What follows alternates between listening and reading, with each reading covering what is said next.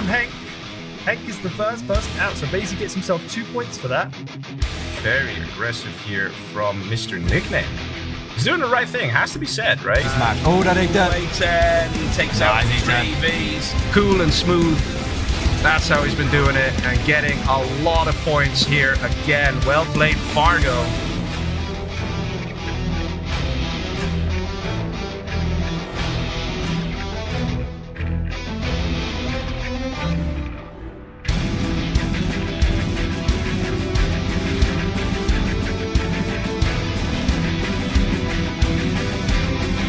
Let's take the building. Oh, massive. Wow. What the heck is this coming in now? And 2 raptors. It's 2 raptors now. And flying. Where he go for little raptors? It's super weapons. Yeah, but that's not on target. Where's that going? Where are you going? Is this going on Alfie? Is he...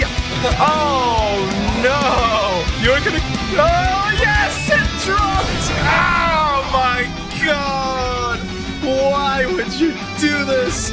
Nickname, you animal.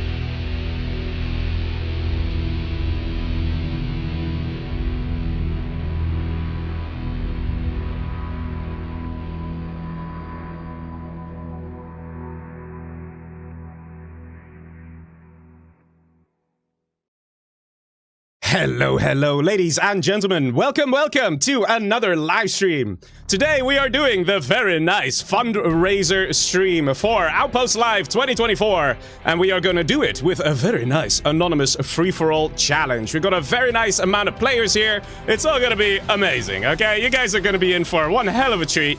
So let's see how the games are going to play out. We've got SPL, HuMMi, BoYcaH, Fargo, Raging K, TumStep, and Pepsi, so quite a nice amount of players here. Let's see, everybody's already there. Ooh, that looks sexy, man. Look at that. Look at all the anonymous names, all of them. Super anonymous. Nobody knows who's who. Okay, nobody knows. It's impossible to know. Okay, I'm gonna check one thing real quick before we jump into the matches. Actually, never mind. No, I'm not. We'll start right away. Let's do that. Might be more fun. Let's see, we should have all the players here. And I do need to double check a few things with the players because we have some different policies, okay? So we have, oh, we need to do a transfer and re. Oh, okay. We transfer and re. It's okay. It's okay. We'll do it. It's fine. It's fine. Okay, we still need 2 more people, and then we'll do transfer and re. But basically, it's a knockout format. So that means the first person who dies is going to be eliminated here tonight, okay? So then we go to the next match, which will be 6 players, and then the first person who dies there, you know, gets eliminated, and then we go to a 5-player match, and we continue until a 1v1. Now, here's the thing. The players actually win money by winning a match. So that is crucial. That is very important for them to do. So, you know, there's 2 elements to it. 1 is not getting eliminated first, and 2 is to try and win the match to actually win some nice prize money. With who are you talking? Says, I don't know. You all. All of you. Transfer and re. We'll do that nice and quick. Come on. Okay, there we go. Basically, there's another thing that's going to be allowed here, and that is chat. So normally, we're not too keen on having chat in these kind of challenges because it can get rather dicey, right? But we allow chat, but only 2 messages per match. If people go beyond that, they're going to be screwed, okay? We're going to also take a very strict chat policy because in the past, some people have said, Leggy, you guys are a bit weird with the chat because you have a limit, but you don't really have a limit. And it sort of is like, you know, some person says like, yeah, okay, GG. And it's like, that counts as 1 chat message, but he wrote 3 messages, and things like that. So we've decided to say, you know what? You guys are absolutely right. We're going extra strict tonight on the chat. So if a player says something, you know, and then writes another message right after, hey man, that's 2 chat messages, 2. Okay, so the players best be careful with the amount of chat they do. We also have a very slow connection here with one of the players. Not entirely sure if he's on the kitchen Wi-Fi here, but it shouldn't take this long to transfer a map. So it's a bit sus. Not entirely sure what to expect here. But yeah, we'll see. We'll see how it goes. But yeah, so basically, the chat is going to be a little more strict. And also, this is going to be anonymous. At least semi-anonymous is the best way to phrase it. Because it's not fully anonymous. Because if the players were absolutely determined to try and find out who's who, what's what, they probably could. I need to get out of here before the control bar shows up. No control bar, please. Okay, we didn't see that. It's all good. It's all good. There we go. Okay, restart your game. Very important. And then we can get started. Very important to do that. But yeah, that's basically how this free-for-all challenge is going to be played. Now, we have some very nice prize money that's coming in from Community Outpost. We get $100 coming in from Community Outpost. I have $40 from Nickname, so shout out to Nickname. And of course, any, and I mean any, donations that come in during this stream are going to go to that prize pool shown at the very top. Look at that, at the top there. You see it? This is the bar, the bar. Basically, the more donations that come in, the more, the higher the prize pool will be. And the more the players will be able to fight over. So that's going to be interesting, to say the least. Okay, let's see. Players, did you restart your game? Yes, it's important. There we go. At least we check with these guys. And now, did you all restart your game? So these guys say yes, yes, yes. Of course. The thing is, these players haven't a clue who they are, okay? They know who's in the challenge, okay? They know that, but they don't actually know who's who. And that is what makes this so exciting, right? All right, did you all restart the game? Let's see what they say. Yes, okay. All right, players look like they're ready to go. Ladies and gentlemen, are you ready? Here we go. Come on. Let's go. Let's start the first match. 7 players. Let's do it. Yes, ladies and gentlemen, we have a massive stream delay because, of course, you will be able to see who the players are on the fancy control bar. The idea is that, well, you know, players can't just open up the stream, which, you know, would make us rather sad if they do that. But hey, it's a possibility. So the thing is, as a result, we need to put a massive stream delay. So there is one. You can type the command delay in YouTube and you'll see what the stream delay is. Well, yes, ladies and gentlemen, we are here now in the first match. We have... let's have a look. We have Mr. BoYcaH here as the stealth general, which is a pretty nice general to have. Below him, the normal China is Mr. SPL. Pretty good. We have another stealth general, so ooh, SPL as China in between 2 stealths. Can get rather painful. We have an Air Force General here for Mr. HuMMi. And we have Pepsi here as Laser General. We have Toxin General here for Mr. Fargo, so quite a few GLAs here. And a Laser General for M1F. Okay, apparently M1F is not working correctly. We can sort that out after the match, but we can figure out who that is by elimination. M1F. Is that TumStep? No, we have TumStep. I don't know. You guys see the player names. Just spam away. You'll know who it is. Because it's the only person whose name didn't quite come through. But that's fine. We can fix it after the game. But yeah, let's see. We have quite a few GLAs. We've got 1 Air Force and a nice big open map. That is Wells of Chaos. And let's see what the players are going to do here. I do kind of feel bad here for Mr. SPL. SPL is a normal China. It's kind of screwed. Just a little bit. You know, just a little bit screwed. Because nobody really wants to be a normal China in this situation. Everybody kind of wants to be a stealth general. Because they are much more likely to survive the early game. And let's see, I see some activity coming in over here. An attempt of a war factory here.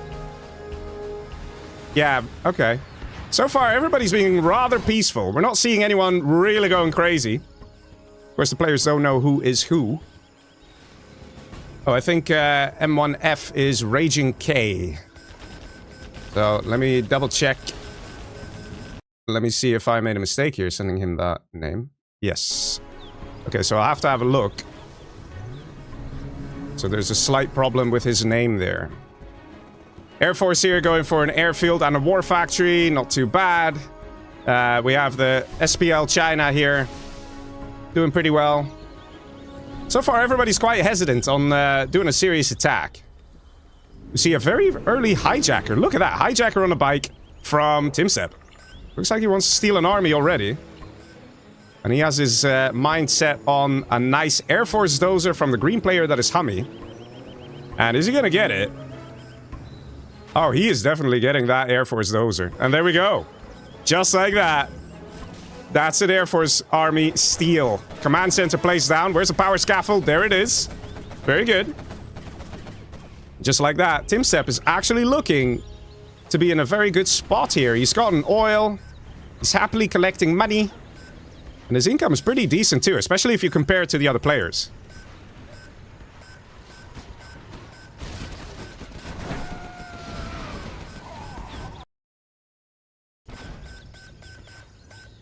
But yeah, if we see all the players so far, everybody's kind of hesitant. Looks like we have the USA players interested in maybe doing a nice mid-game attack. We have quite a few Humvees here ready from Raging K.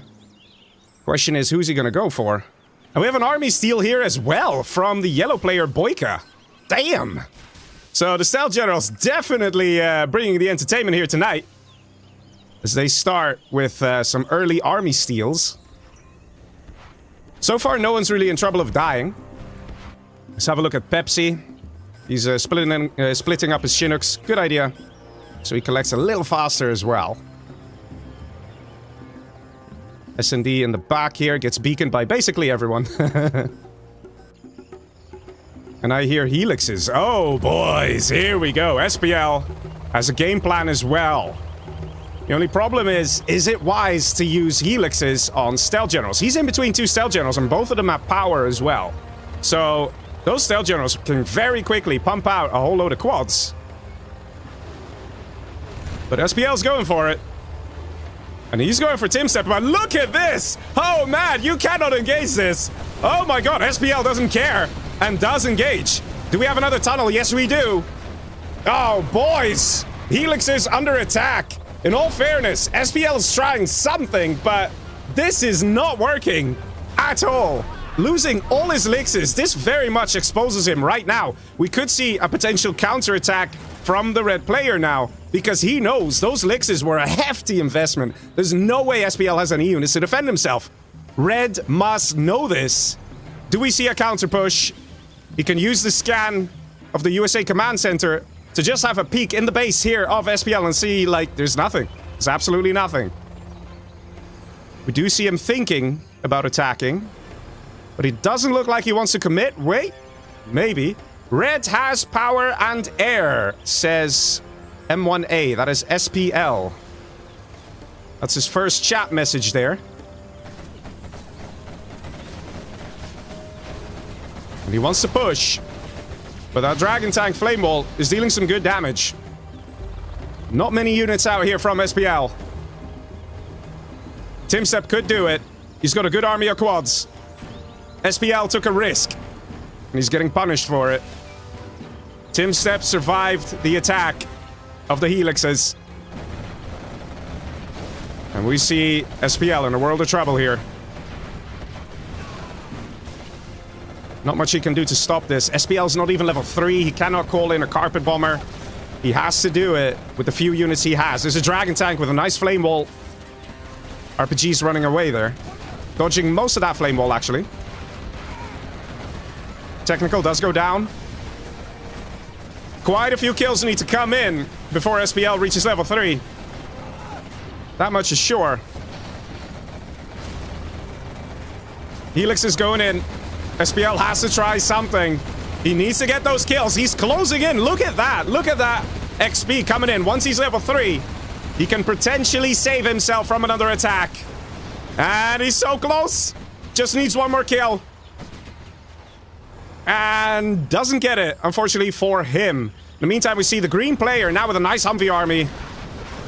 Mr. HuMMi. Going for the blue player, Fargo. Fargo has been enjoying the middle very nicely here. And has had some time to build up. Getting attacked now. The Humvees do get annihilated there. In the meantime, SPL still level 2. Just needs how much XP? Let's see. Let's see how much he needs. He needs 7 XP. My god. Just run over a worker or something. In the meantime, it's quite surprising to see that Fargo isn't really being attacked. It's we saw some activity from HuMMi here, but that's about it. Also, HuMMi doesn't seem to mind that TumStep is over here with Air Force.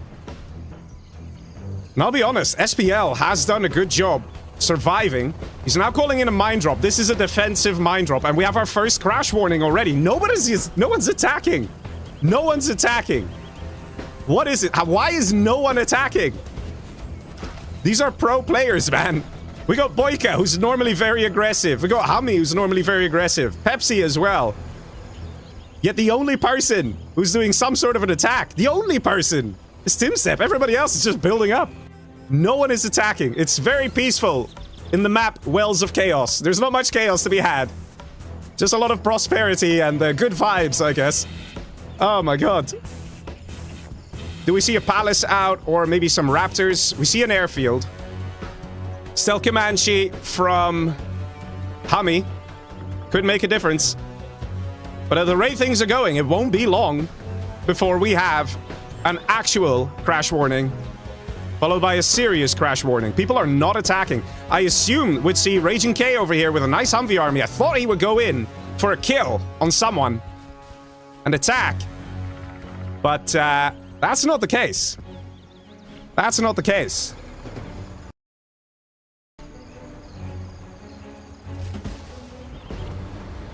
And there we go, the first crash warning, but it has to be said, SPL might be in some trouble here. Helix is coming in from the left side. We've got some GAT tanks, carpet bomber gets called in too.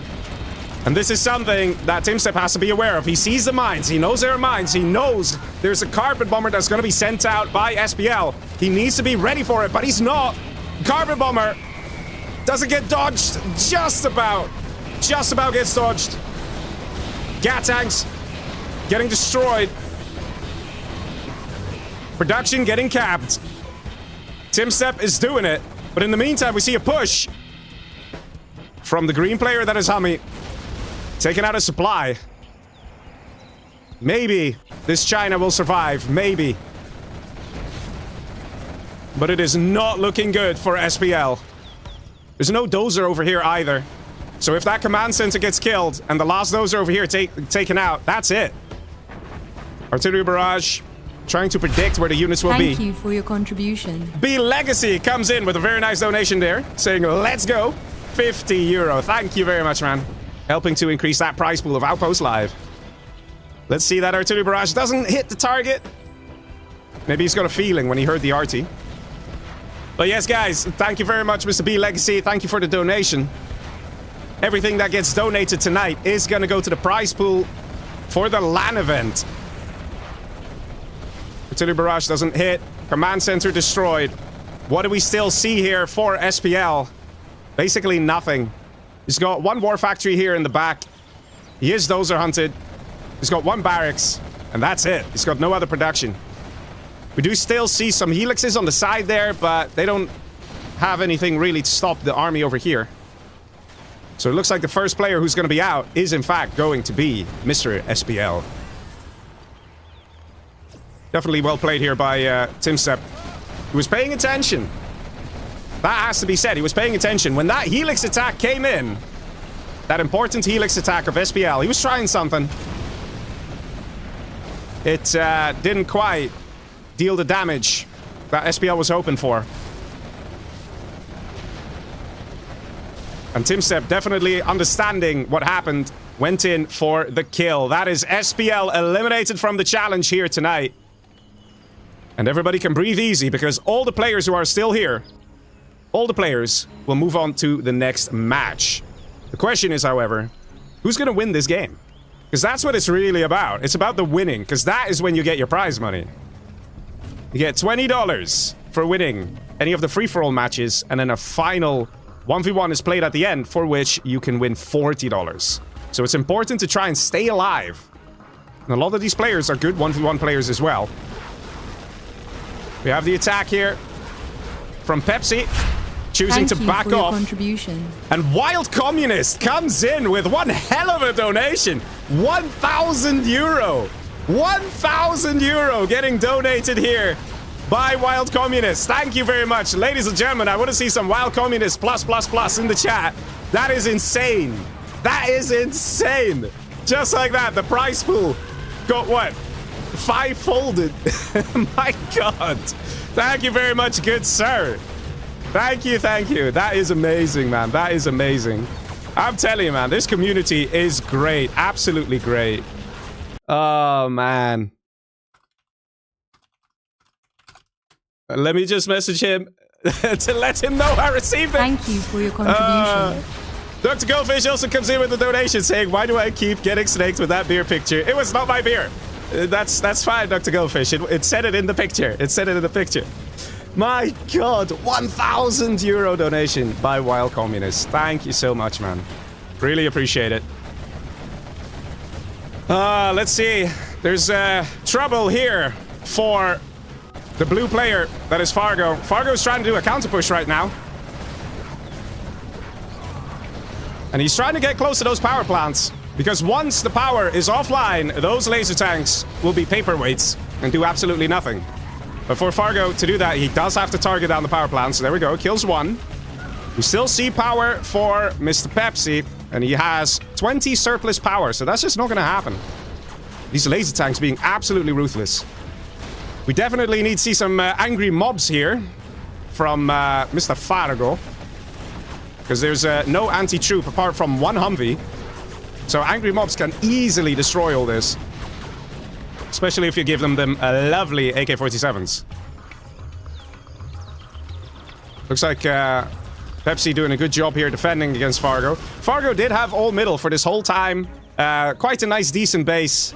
But he definitely underestimated the power of a laser general. Having composite armor, this one right here, and advanced training makes such a difference, man. Such a difference. Those tanks get so difficult to kill. Look at the range as well. Look at where he's shooting from. That's because he's got Search and Destroy, 20% extra range. The Avenger, the targeting laser, makes sure the laser tank shoots an extra 25% faster. I mean, this guy's definitely a problem here for a player like Fargo. But yes, infantry is how you can solve a situation like this. Until there are snipers, you can use infantry and angry mobs and things like that. In the meantime, let's have a look at what else is going on in the map. We got a few Comanche here chilling. We got HuMMi being nice and peaceful. He's got a particle cannon, doesn't quite know what to do with it.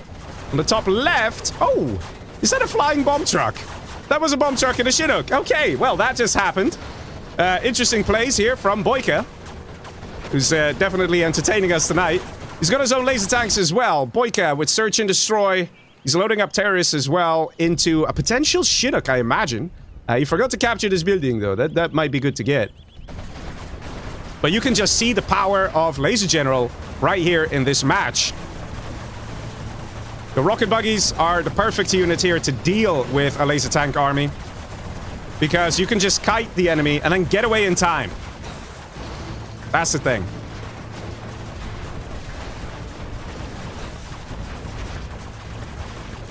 Here's another one. Ooh! You see that? Terrorists in the Chinook. Doesn't quite work when there's that many Avengers, though. And I heard an anthrax bomb somewhere. Where was that anthrax bomb? Let's hear it. Let's see it. Over here on the army. A HuMMi going down. Laser tanks getting damaged. So we still see the struggles here between the purple player, that is Pepsi, and the blue player, that is Fargo. Serious crash warning. My God! Yeah, like I said, it's looking like it's gonna crash here. With the inactivity. People gotta fire their super weapons. In all fairness, though, yellow and orange are fighting. Purple and blue are fighting. It is just green and red who are mostly just chilling. Having a good time, enjoying life. But the game has a hard unit limit, unfortunately. Very unfortunate, but it is how it is.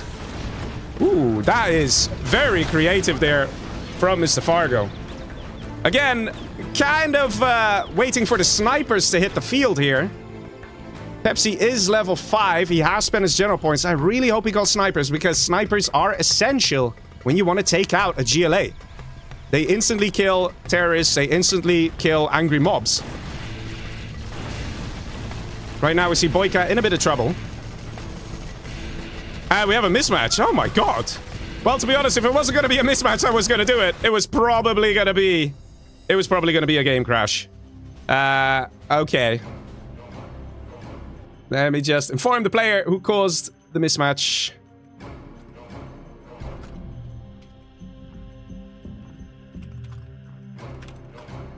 And let me also tell the players, guys, disable all other radmins.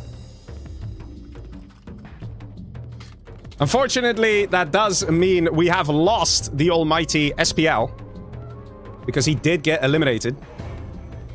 Okay, so restart your game and switch to the other name, please. Let's wait for the players to join. In the meantime, I'm gonna go have a quick look-see as to why Raging K was not appearing correctly. That was a bit sad, to say the least. Thank you for your contribution. And we have another donation coming in from John Demi. Thank you very much. €10. Thank you very much, good sir. Yeah, I'm not entirely sure why Raging K isn't showing, because I'm checking on my end. Should have been showing. Yeah, we did everything correctly, too.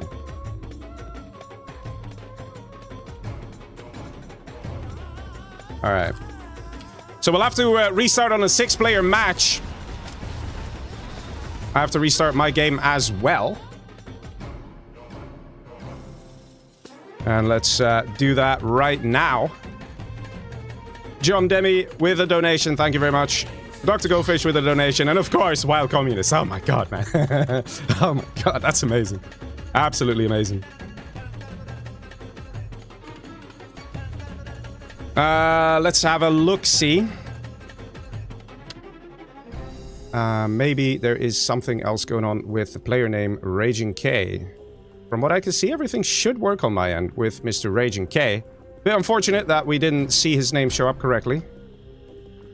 Oh. I see. Alright, never mind. I found the problem. I found the problem, ladies and gents. Okay, I found the problem. Don't worry, this shouldn't take too long to fix. And then we'll continue with the 6-player match.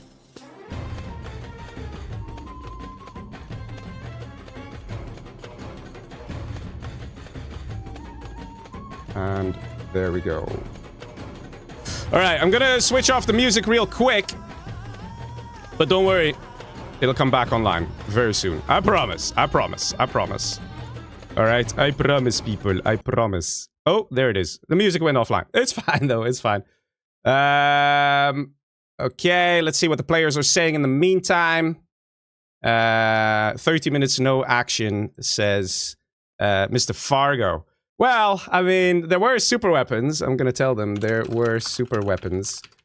But they needed to be launched. So that does kind of make a difference. Having super weapons always is very important to try and cut down the big bases, right? When their big bases are big, it is very nice to use super weapons to try and lower the base count to something much smaller, right? And the less units are in game, generally, the better things will work with the game itself. Because the game engine, we are definitely pushing it to the max with these kind of free-for-all games. But hey, man, we also like to see big battles and a lot of action. So there is a bit of that, right? And, ooh, music just came back. Hello. Hello, music. We've missed you. And, let's see. Almost ready on my end. Which means we can, hopefully see Mr. Raging K in full glory. And you guys are not seeing the game, but I can fix that. And let me do one thing over here, people. Give me a sec. There we go. All right. Let's do it. I see Salahuddin Dabas in the live chat. He is back, ladies and gentlemen. We've missed him. He was gone for a while. Your other M1 name, please. Did you all restart your game? Just double checking once more. Gotta make sure things are working out okay here. With the players. Yes, restarted. Okay, good, good, good. So that means we have lost Mr. SPL. Respect to the man. But we will continue without him. Now, let's do a 6-player map. Hopefully one everyone has would be nice. Ooh, Defcon Winter. Ooh, nice, nice. We can do Coastal Shock. I love Coastal Shock. Such a nice map. So good, Brown. So good. All got other name. Yeah, everyone was given 2 names. In case of something like this. Planning ahead, boys. One person doesn't have the map. Okay, that's fine. We'll do a ranked map. These people don't have the Gen Patcher map pack. So, such sad. It is what it is. We'll go for... we'll do this one, I guess. Or Subjugation. We could do Subjugation. Might be nice. Actually, no, Subjugation's maybe not as balanced as it could be. Armored Fury. Screw it. Armored Fury, nice and fast. Let's go. Let's go. Ladies and gentlemen, let's go. We do it. Who got killed first? Should I say that? Well, SPL got killed. I will tell them. I will tell them. It doesn't really matter, to be honest. He shouldn't be here. SPL should not be in this room. If he is, I'll find out once we've started. Whoops. There is that, right? So good, man, so good. All right, ladies and gentlemen, let us continue. And I see a lot of China. Thank you for your contribution. GDMV comes in with another very nice donation there. Thank you very much. He says, let's go. And go we shall. Thank you very much for the donation there. Very much appreciated. And let's see how this game is gonna play out. We have Demolition General for Mr. TumStep. To the left of him, we have a normal China for Mr. HuMMi. Mr. HuMMi would be pretty sad, but the thing is, there is quite a few China in this game, so it's okay. He's next to a laser, though, that is Fargo, which is maybe a little painful, because laser can be quite potent. We got a nuke general here for Raging K, and he correctly shows up as Raging K now, so everybody's happy, including you guys. That is a good reason to hit the like button, because everything has been restored, and we're all happy now. Meanwhile, we have BoYcaH over here as China. Thank you for your contribution. And Poser Skater comes in with a very nice donation as well. My God, you guys, you have been more generous than China has been in this game, okay? Thank you all so much. That is amazing. Poser Skater, my man, thank you very much. Amazing donation. In the meantime, we have Pepsi here with a laser. So we got 2 lasers, 2 Chinas, a nuke, and a demo. And this map is kind of, it's a good thing and a bad thing for China players. The reason is, like, you can try and just corner off a section, and then that section is yours. Similar to what we're seeing from BoYcaH here, and he can easily harass other players, and it is just hard to defend. But that's the thing, it is hard to defend. So if an enemy sneaks in with a dragon tank, you're screwed, and the enemy can easily kite you around your base and things like that. So it just kind of depends on your positioning, on whether you have the right unit in the right place, like Mr. Raging K has right here. Very nice. But that means that this game is likely going to be played quite fast. There's going to be a lot of tactics being unleashed in a very short amount of time. Raging K has to be careful and has to take care of the dragon tank here. And he does exactly that. Good man. In the meantime, he's getting attacked on the left side. Mr. Raging K. Very unfortunate for him to be a China in this situation and to get doubled like this. But it is a fully anonymous FFA. The players don't know who they're doubling. It is just luck of the draw, or in this case, the bad luck, as it happens. Mr. Raging K, can he do something? Is he trying to get to the middle? He's got a unit here. Oh no, his dozer gets killed. Oh my god, that is painful. The thing is, he's still in the next game, though. He's still in the next game. It's just that he doesn't have a chance of making any money in this match. This is still considered match 1, to be honest. Consider this match 1, part 2, right? I mean, look at this. Green Humvees and a red dragon tank. Oh my god. Yeah, it can happen, man. It can happen. I'll tell him when he surrenders, because he basically has 1 barracks, and that's it. He believes in that 1 barracks. But, yeah. Very unfortunate for Mr. Raging K. In the meantime, we do see a helix out in the back from Mr. HuMMi, who is embracing being China and saying, screw it, I'm going for my armored helicopter unit, the helix, with a nice bunker in it, and deal some damage. Down below, we see Fargo continuing with an attack, and in the meantime, we see Pepsi having cleared out BoYcaH from the right. So the Chinas are definitely suffering here. And that is M1P out, which is Raging K. You guys are still in for the next match. No worries.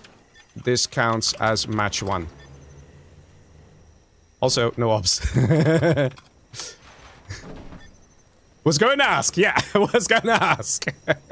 Raging K probably swearing that he got doubled, but then was relieved to find out he's still in the challenge. Let's see. So far, the USAs are dominating this match. Pepsi as a laser general. Fargo as a laser general. It's almost like laser generals, a good army or something. I don't know. They keep doing very well. It's, I guess there's a pattern, isn't there? I mean, laser's not quite Air Force, but then again, in free-for-all, it might be better to be laser than Air Force. People tend to be a little afraid of laser, but people tend to be very afraid of Air Force. So Air Force tends to get 2v1 quite often in free-for-all. But laser general, they're like, we'll deal with him later. But they get very powerful tanks.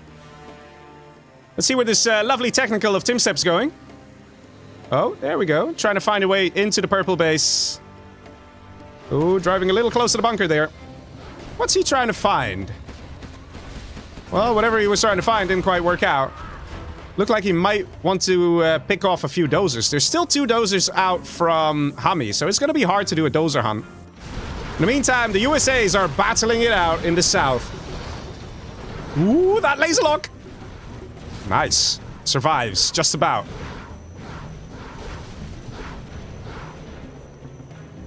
Let's see, this money basically cannot be taken by either players because the missile defenders, they deal so much damage to Chinooks that it's just not worth the investment. This is unsecured money right now. Neither player can have it. But on the right side, this is pretty safe at this stage. So Pepsi doing a good job collecting this cash. And because he has this money, he should have a greater income than Fargo, which he does, literally more than double. Which means inevitably, he will kill Fargo here in this 1v1. TumStep over here is taking a more defensive stance. Look at this nice wall of units. Also very smart of him to put a few RPGs on the outer edges of his defenses, like here and here, because RPGs have a very large scout range. So if there's a helix coming, if there's MiGs coming, if there's a new cannon, he'll be able to spot it in time.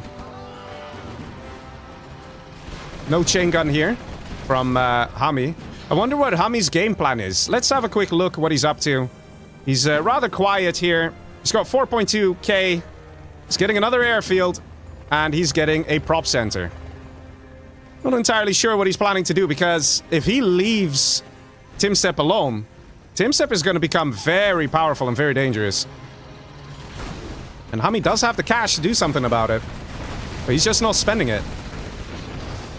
Right now, TumStep has found an opening into the base of HuMMi. In the meantime, on the left side, we still have the 2 USAs battling it out. And funnily enough, we see this money now taken by Pepsi. So Pepsi definitely getting stronger and stronger, ready to muscle out Fargo from this match. Radic says, poor SPL. I know, man. I know. Poor SPL.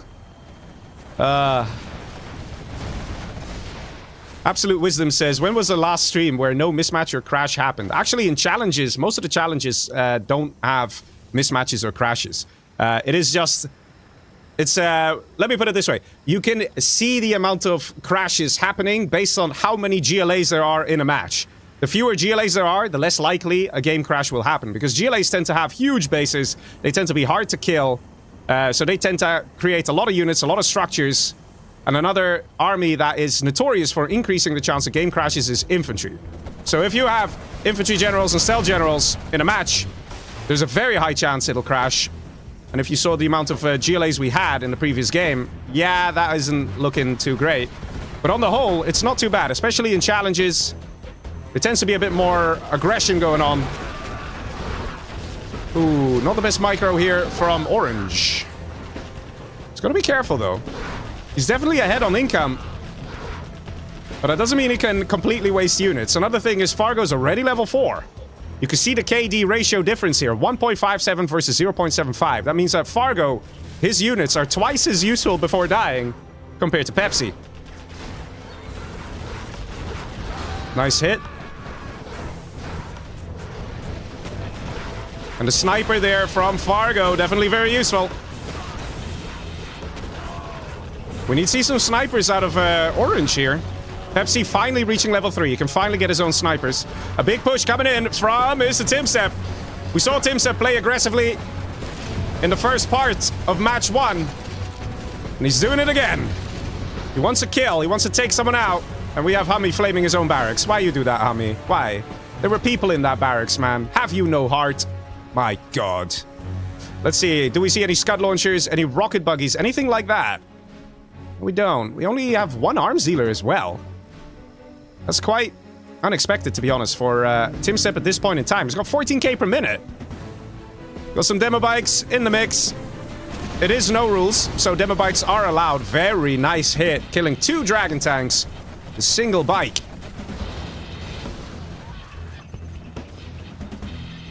Orange huge, says green. That is Fargo. Cyan huge, says HuMMi.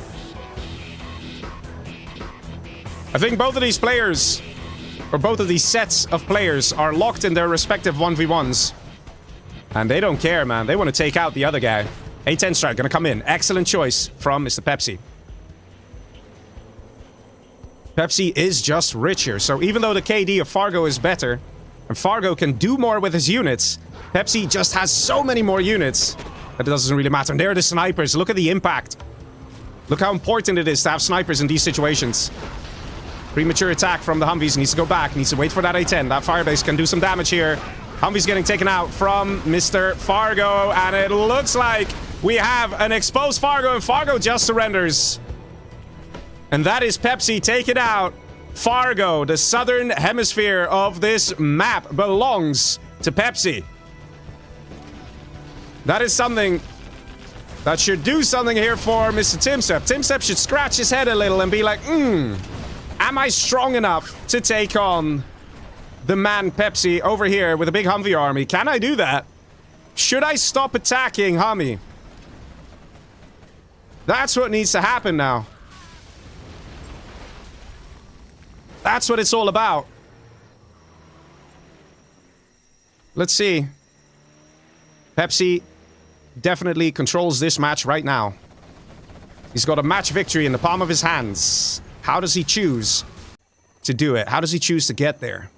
He's getting the supply here. The supply over here, the old supply of Fargo, still has 5.6k in it. Not too much. Maybe a long distance collect with some Chinooks or something. He's going for drop zones. Interesting choice. At this stage, Pepsi needs to activate his USA intelligence from the strat center so he can see the whole map, so he can see what we see. Figure out that HuMMi is not long for this world. And when HuMMi dies, there's going to be a 1v1 battle between TumStep and Pepsi. He needs to recognize that. And that means Pepsi might want to consider getting some particle cannons. Maybe 1, maybe 2, maybe 5. TumStep and Pepsi actually are equal on income. But there's one big difference. There's one big difference. TumStep is producing more and more units and sending them to their inevitable death by attacking HuMMi. So there's a portion of that income from TumStep, a portion of the 16k per minute, that is just getting basically removed. It doesn't do anything. Serious attack here in the back, but in the meantime, we have an almighty push on the right side from Pepsi. Pepsi going in, ready to do the damage, ready to do some serious harm to TumStep. The question is, does TumStep have anything to defend here? Because his units are exposed over here, facing off against HuMMi. They are not back home, ready to defend. There are no units out. Oh, the rebel ambush! Oh my god! Oh my god, that's one hell of a rebel ambush. 1, 2, 3, 4, 5, 6, 7, 8, 9 Humvees dying to a demo rebel ambush. That makes all the difference. Right here, right now. This makes all the difference. The demo rebel ambush did it. Just as we looked away. Why you do that, TumStep? Why you do that? We do see an internet center here from HuMMi. HuMMi is level 4 and hasn't spent a single general point. WTF. Dude. Literally, use a mine drop. Use a carpet bomb. Now he's doing it. Now he's doing it. You can see it. He was spending his points. This might actually work because Pepsi is actually starting to harass TumStep over here. TumStep might not see. And the carpet bomb is off target. That is a bit sad. A bit depressing. Dragon tanks now going through the war factory. What the hell? Okay. Apparently pro players like HuMMi know how to do that. And the threat is no more. Command center survives half HP. Very nicely defended here by HuMMi. But one thing's for sure. TumStep cannot afford to continue his attack on HuMMi. TumStep needs to defend. Not many rocket buggies, and suiciding them as well. A Humvee army over here. A Humvee army over here. More Humvees en route. And an A-10 strike ready to go in on a market. Why a market? At this point, it's better for Pepsi just to take out the production. So this doesn't happen. Oh! Oh, man. Oh. Demo bikes. Yes. That's why you want to kill a demolition general's production. Kill the arms dealer so he can't produce them. When coming in at the right time, it is very difficult and very painful. And again, oh. That being said, though, man, that being said, Pepsi is getting closer and closer. Mohammed comes in with a donation. Thank you very much, good sir. Increasing that prize pool. We're already on 1,476. Lol says orange. I think that's his first chat message. And I hear a sneak attack where? Over here. Leaflet comes in right away, but the command center is far away. Command center is where exactly? Over here. So that means the general powers come from that map edge. So Charming Kel got disabled though with a leaflet drop. Just felt like stopping what he's doing and reading some of the leaflets falling from the sky. I mean, let's be honest, it's great reading material. It's probably anime or something, because why else would Jarman just randomly stop? I mean, he's in a freaking war zone, but apparently just felt like reading something there.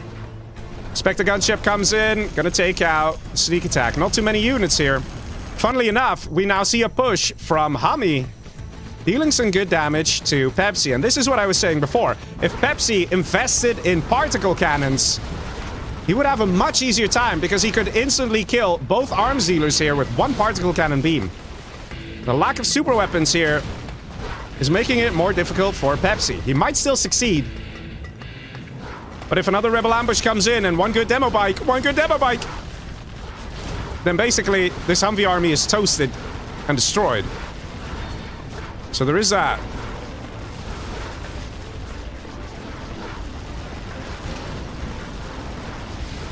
But so far, Pepsi is definitely paying attention to what's happening here. Takes out both war factories. Very good. In the meantime, we still have one in the back. And let's be honest, TumStep's base is running thin. We have another war factory here. And one annoying rocket buggy. And HuMMi is taking the opportunity to try and grow. And what is this supply placement, dude? What is this? HuMMi clearly has other things on his mind. Let's see, we don't see any spy satellite upgrades for the internet center, so HuMMi just wanted a place to keep his hackers safe. And doing this actually is paying off. The game has been going on for 16 minutes, and a hacker pays for itself at 3.5 minutes. So all these hackers, they probably paid for themselves relatively soon. And here we go! Again! I look away, and then it's all gone! It's just a pile of scrap everywhere. And that is the Demo Rebel ambush. Look how many Humvees have died here for Pepsi. Imagine he just took a portion of those Humvees and translated it into particle cannons. Just a portion. It's all he needed to do. Look at that, 140 bucks. There is cash bounty that goes in for the demolition general that is TumStep. Any Humvee he kills, he gets 140 bucks.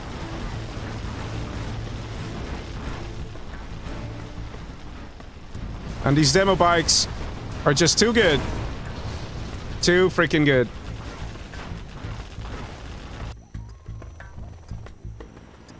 Is that a demo Jarman? That's a demo Jarman placing TNT charges. Can I show you guys? Yeah, there it is. Yes, TNT charge from a demo Jarman. Did you just seriously snipe the gat tank and not the outpost? Bruh, TumStep, what the hell, dude? Why would you do that? But yeah, let's see. It's basically over here for TumStep. He's trying his best.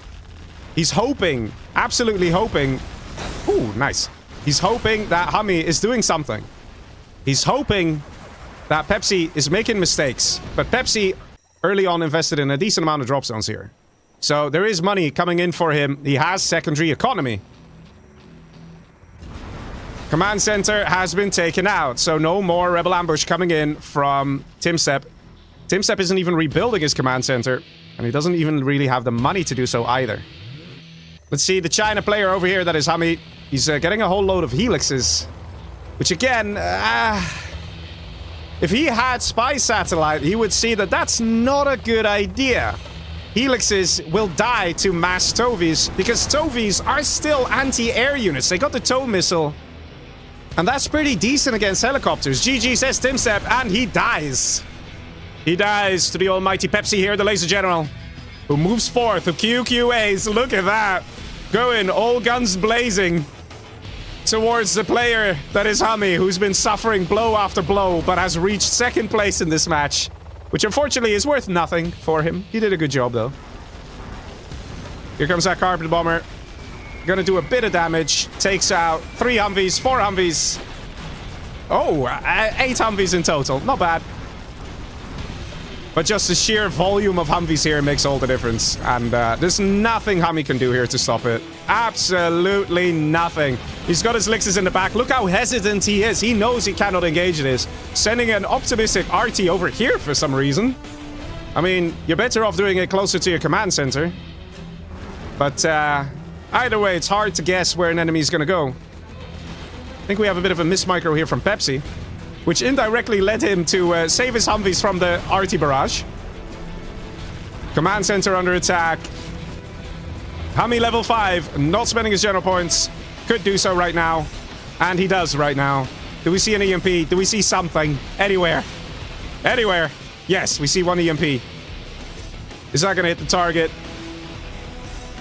Is that going to hit the target? Is that going to hit the target? Is that going to hit the target? Is it? Woo, baby. Almost. Almost, almost. But the Lixes cannot engage this. And look how quickly these Lixes die. Look how they die, man. Look how they die. Tovi's doing a great job. Dozer spotted over here. Random units moving across the map. But this, ladies and gentlemen, this is Pepsi's game. War Factory destroyed. There is nothing left for HuMMi. He's got 1 barracks under threat. He's got 1 airfield in the back here. He's got a dozer on the left with a power plant. That's it. He's building a CC, but GG, he says. He knows it's done. And that is very nicely played by the one and only Laser General. That is Pepsi. I mean, he says GG, but he doesn't surrender. Why you not surrender? You got nothing, dude. There we go. He surrenders.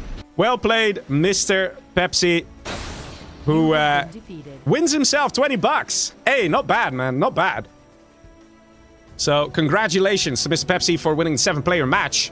I know we're technically 6, but that's because we had a mismatch earlier.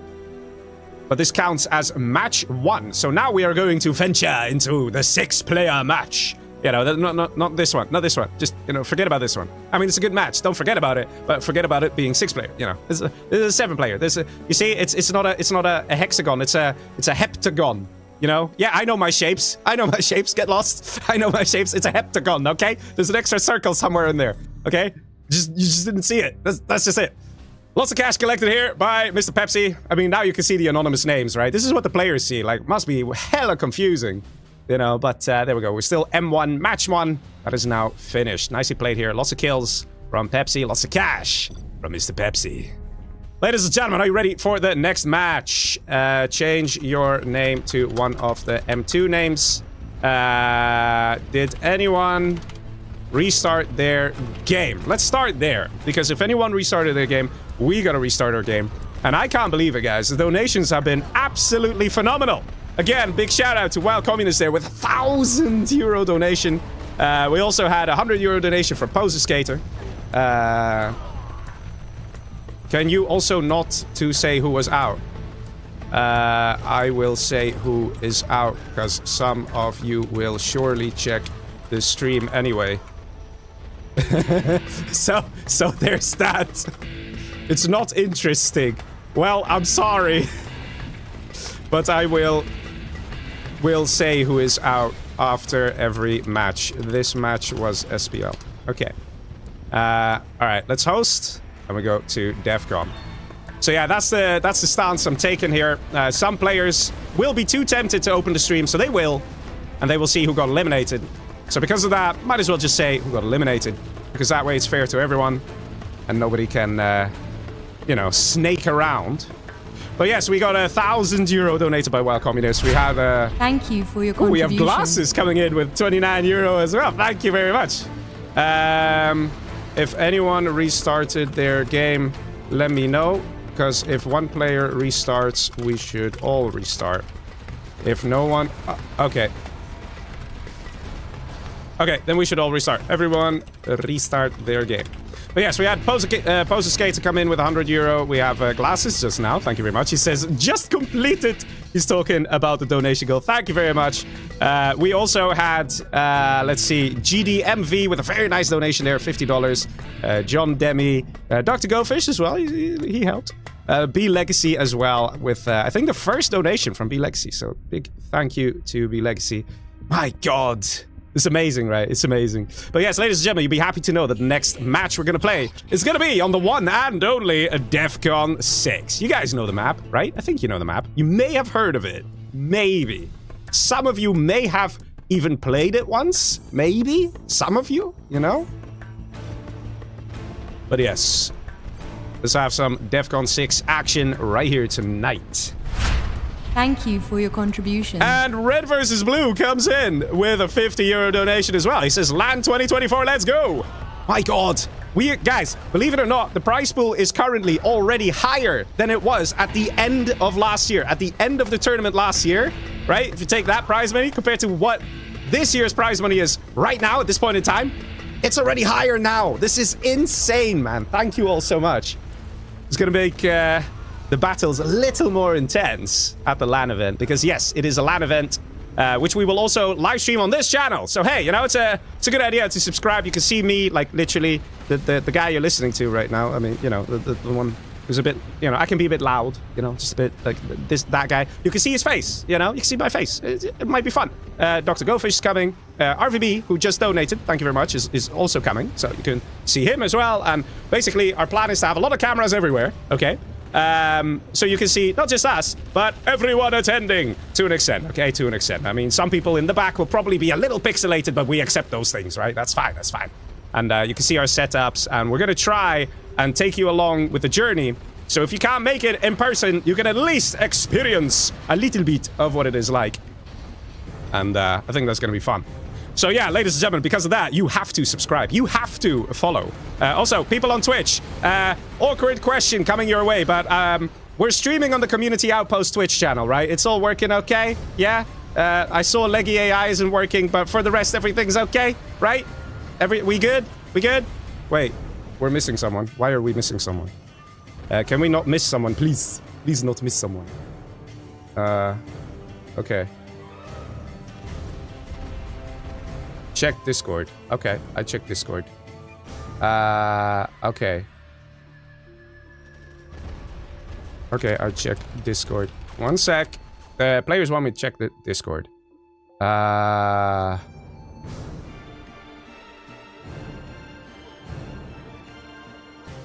not sure what I need to check Discord for. We just...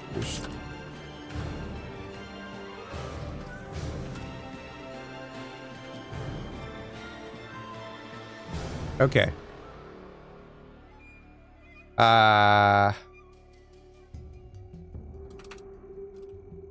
Okay, I think we're good to go.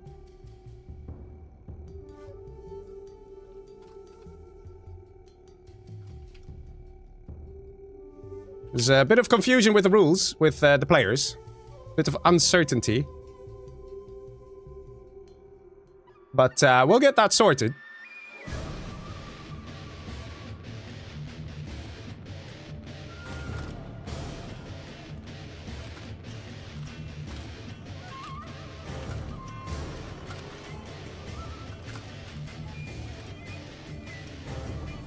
Okay, I think we're good.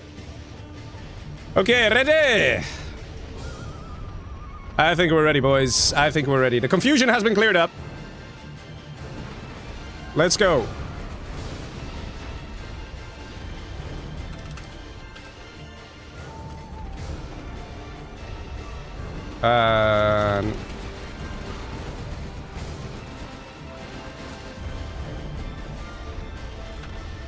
Okay, there we go. Ladies and gentlemen, let us move on to the next match. The 6-player match. Let's do it. Some lovely armies here. Oh, wow. Is that a super weapon I see before me? Yes, it is. It is Pepsi over here, ladies and gentlemen, as super weapon general. On the right here, we have the nuke general for HuMMi. Nuke general is actually not bad on this map, to be honest. Stealth general here for Mr. Fargino, which I'm sure he's happy about. We got at the top in the middle spot. Oh man, Mr. BoYcaH, that is like the worst thing you can have. Be normal China in the middle spot, because the middle spot is not the most balanced. On the left side, we have a USA here for Raging K. And down below, we have Mr. TumStep, who is unhappy that he's nuke. But it wouldn't surprise me if we'll see a nuke general win this. Nuke general is generally pretty decent in DEFCON FFA. Thank you for your contribution. Shogun HK comes in with a donation saying, Leggy, we love you! Well, thank you very much for the donation and the message, of course, of course.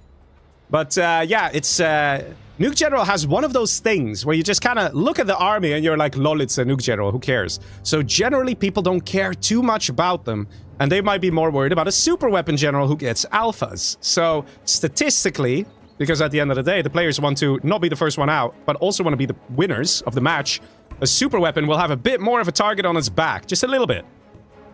Nuke General, not so much. The only thing with a Nuke General is that they are relatively easy to kill, especially early on in the game. So if the Nuke Generals make it to the mid-game, we're probably going to see them do pretty well.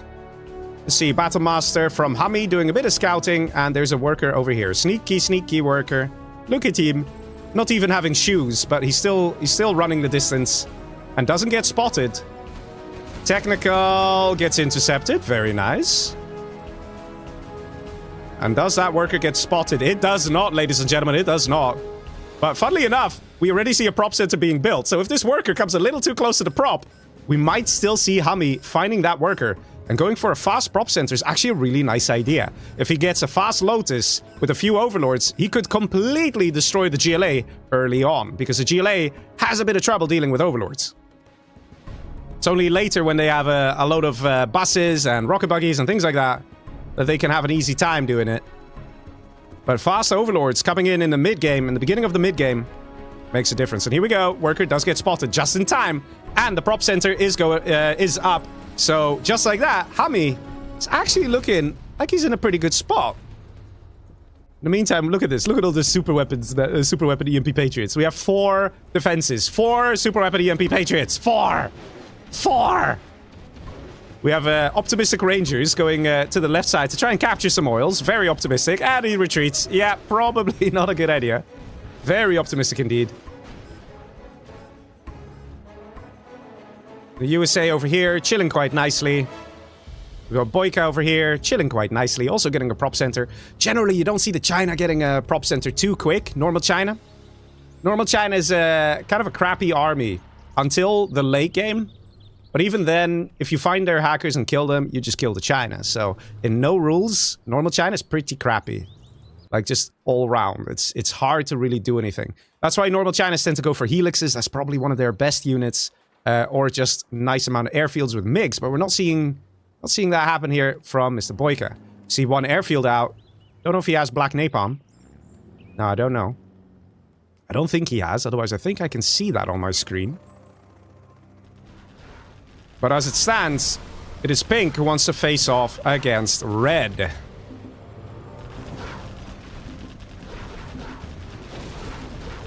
I think the players are playing the same colors here, aren't they? That's probably not a good idea. We should probably let the players know they should choose different colors every time. Otherwise, they're not very anonymous. Nice attack here from Raging K, dealing some good damage. And that's what I said in the early game. Nuke General has a bit of a hard time. And we've just now entered the mid-game. Somewhere here, you could say we're in the mid-game. And the war factory's been destroyed. Nuke general's completely screwed and exposed. Random red guard here. And oh no! Oh no! That, ladies and gentlemen, is a hijacked overlord from Fargo. Ah, HuMMi, man. You can't gift these kind of units. You can't. You're playing a stealth general. You have to have anti-hijacker. You need stealth detection. You need GATs. Oil captured here. TumStep in trouble. Can someone help me against pink? Says Mr. TumStep. Okay. I think he's kind of screwed. I mean, he's at least asking politely. He's getting a barracks here. TumStep realizing he's going to be screwed when it comes to income. He's already screwed when it comes to production. He only has a few tank hunters. Do we see a response from anyone, actually? See some helixes now out of BoYcaH. He's getting an internet center. And I suspect he's going to try and get the spy satellite upgrades to see what's going on in this map. And then take it from there. In the meantime, though, we can see the stealth general having a great time. Look at this. 1, 2, 3 supplies. And again, a hijacker. How, dude? How can you not... Like, did you not learn from the first time? Where's your GAT? Where's... You need a GAT, brother. Is that a German? It is a German. Oh my god, man. HuMMi! Oh my god. No way. No way, man. Not the best plays out of HuMMi here. Now he gets the GAT. A little too late. A little too late. In the meantime, that is a destroyed dozer from this guy. Wait a minute. Whoa, Pepsi just dozer hunting this guy. Speeding up the death. Yeah, thank you, he says. And that is red eliminated. GG's, he says. Poor TumStep. Getting hit hard. Can I see if he selected a color? No, I can't see if he did that. Because I think he was also red in the previous match.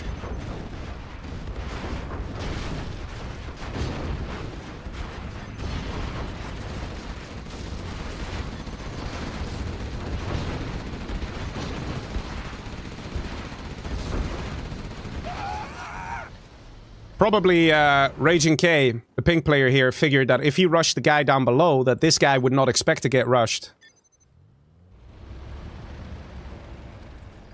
And that is TumStep eliminated from this challenge, the anonymous challenge.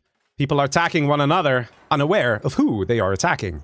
So because of that, the best player should win, right? Statistically, theoretically. What do you guys think, huh? What do you think of this anonymous system where you guys know who's who? But the players do not. All they see is just a bunch of gibberish for the names. And Leggy. A little bit like that. What do you think? So far, Pepsi has been really quiet here. It's just getting some secondary eco. He is literally super weapon general, but the man has no alphas. Why doth thou not have alphas? Pepsi's alternative name, he has 2 usernames.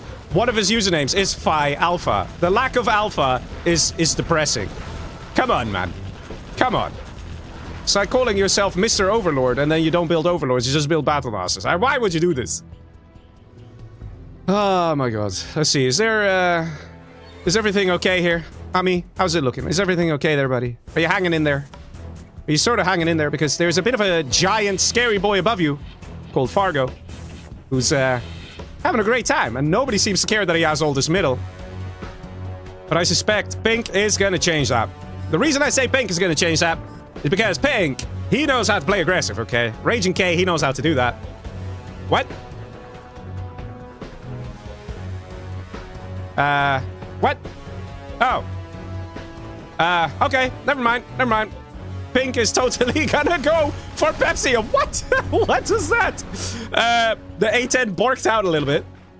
So for those of you wondering what the hell just happened there, I can play it back on the replay. Shall I play it back? Basically, when the A10 comes in, it actually dives a little bit. Let's watch that back. You can see the A10, it'll dive down, and then it goes straight up the cliff. But the missiles are so low that it actually hits the back of the war factory before hitting the target, which is the power plant.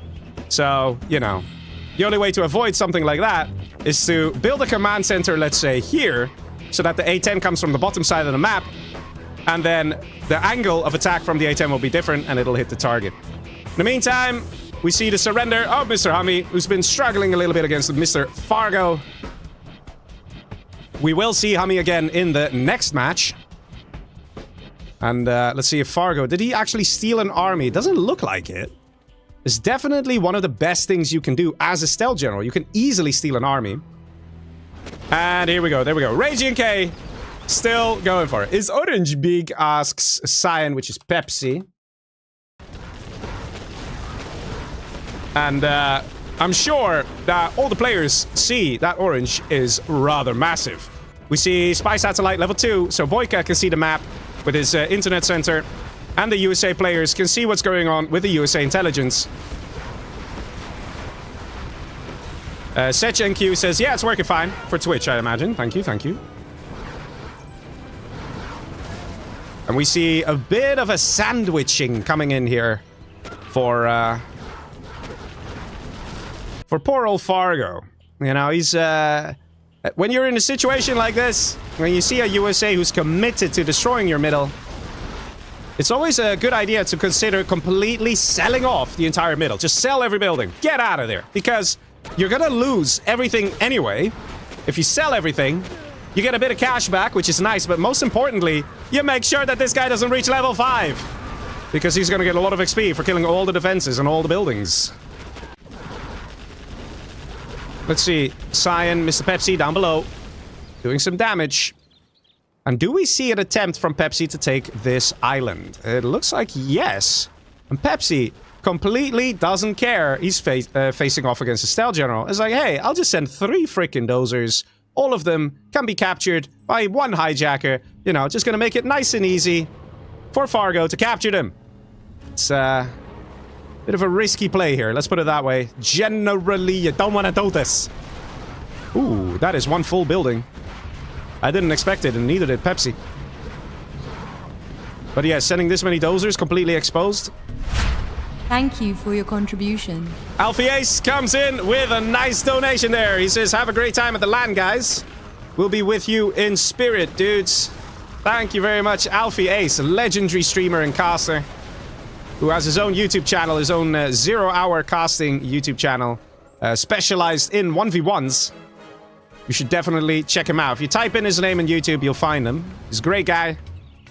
And he's been covering the World Series as well. So if you want to check that out, I suggest you go visit his channel just a little bit. BoYcaH take a completely different stance in this game here. He's choosing to just be a little scary. To the point where players will think, you know what, let me not engage him because it's going to be a bit hard to take him out.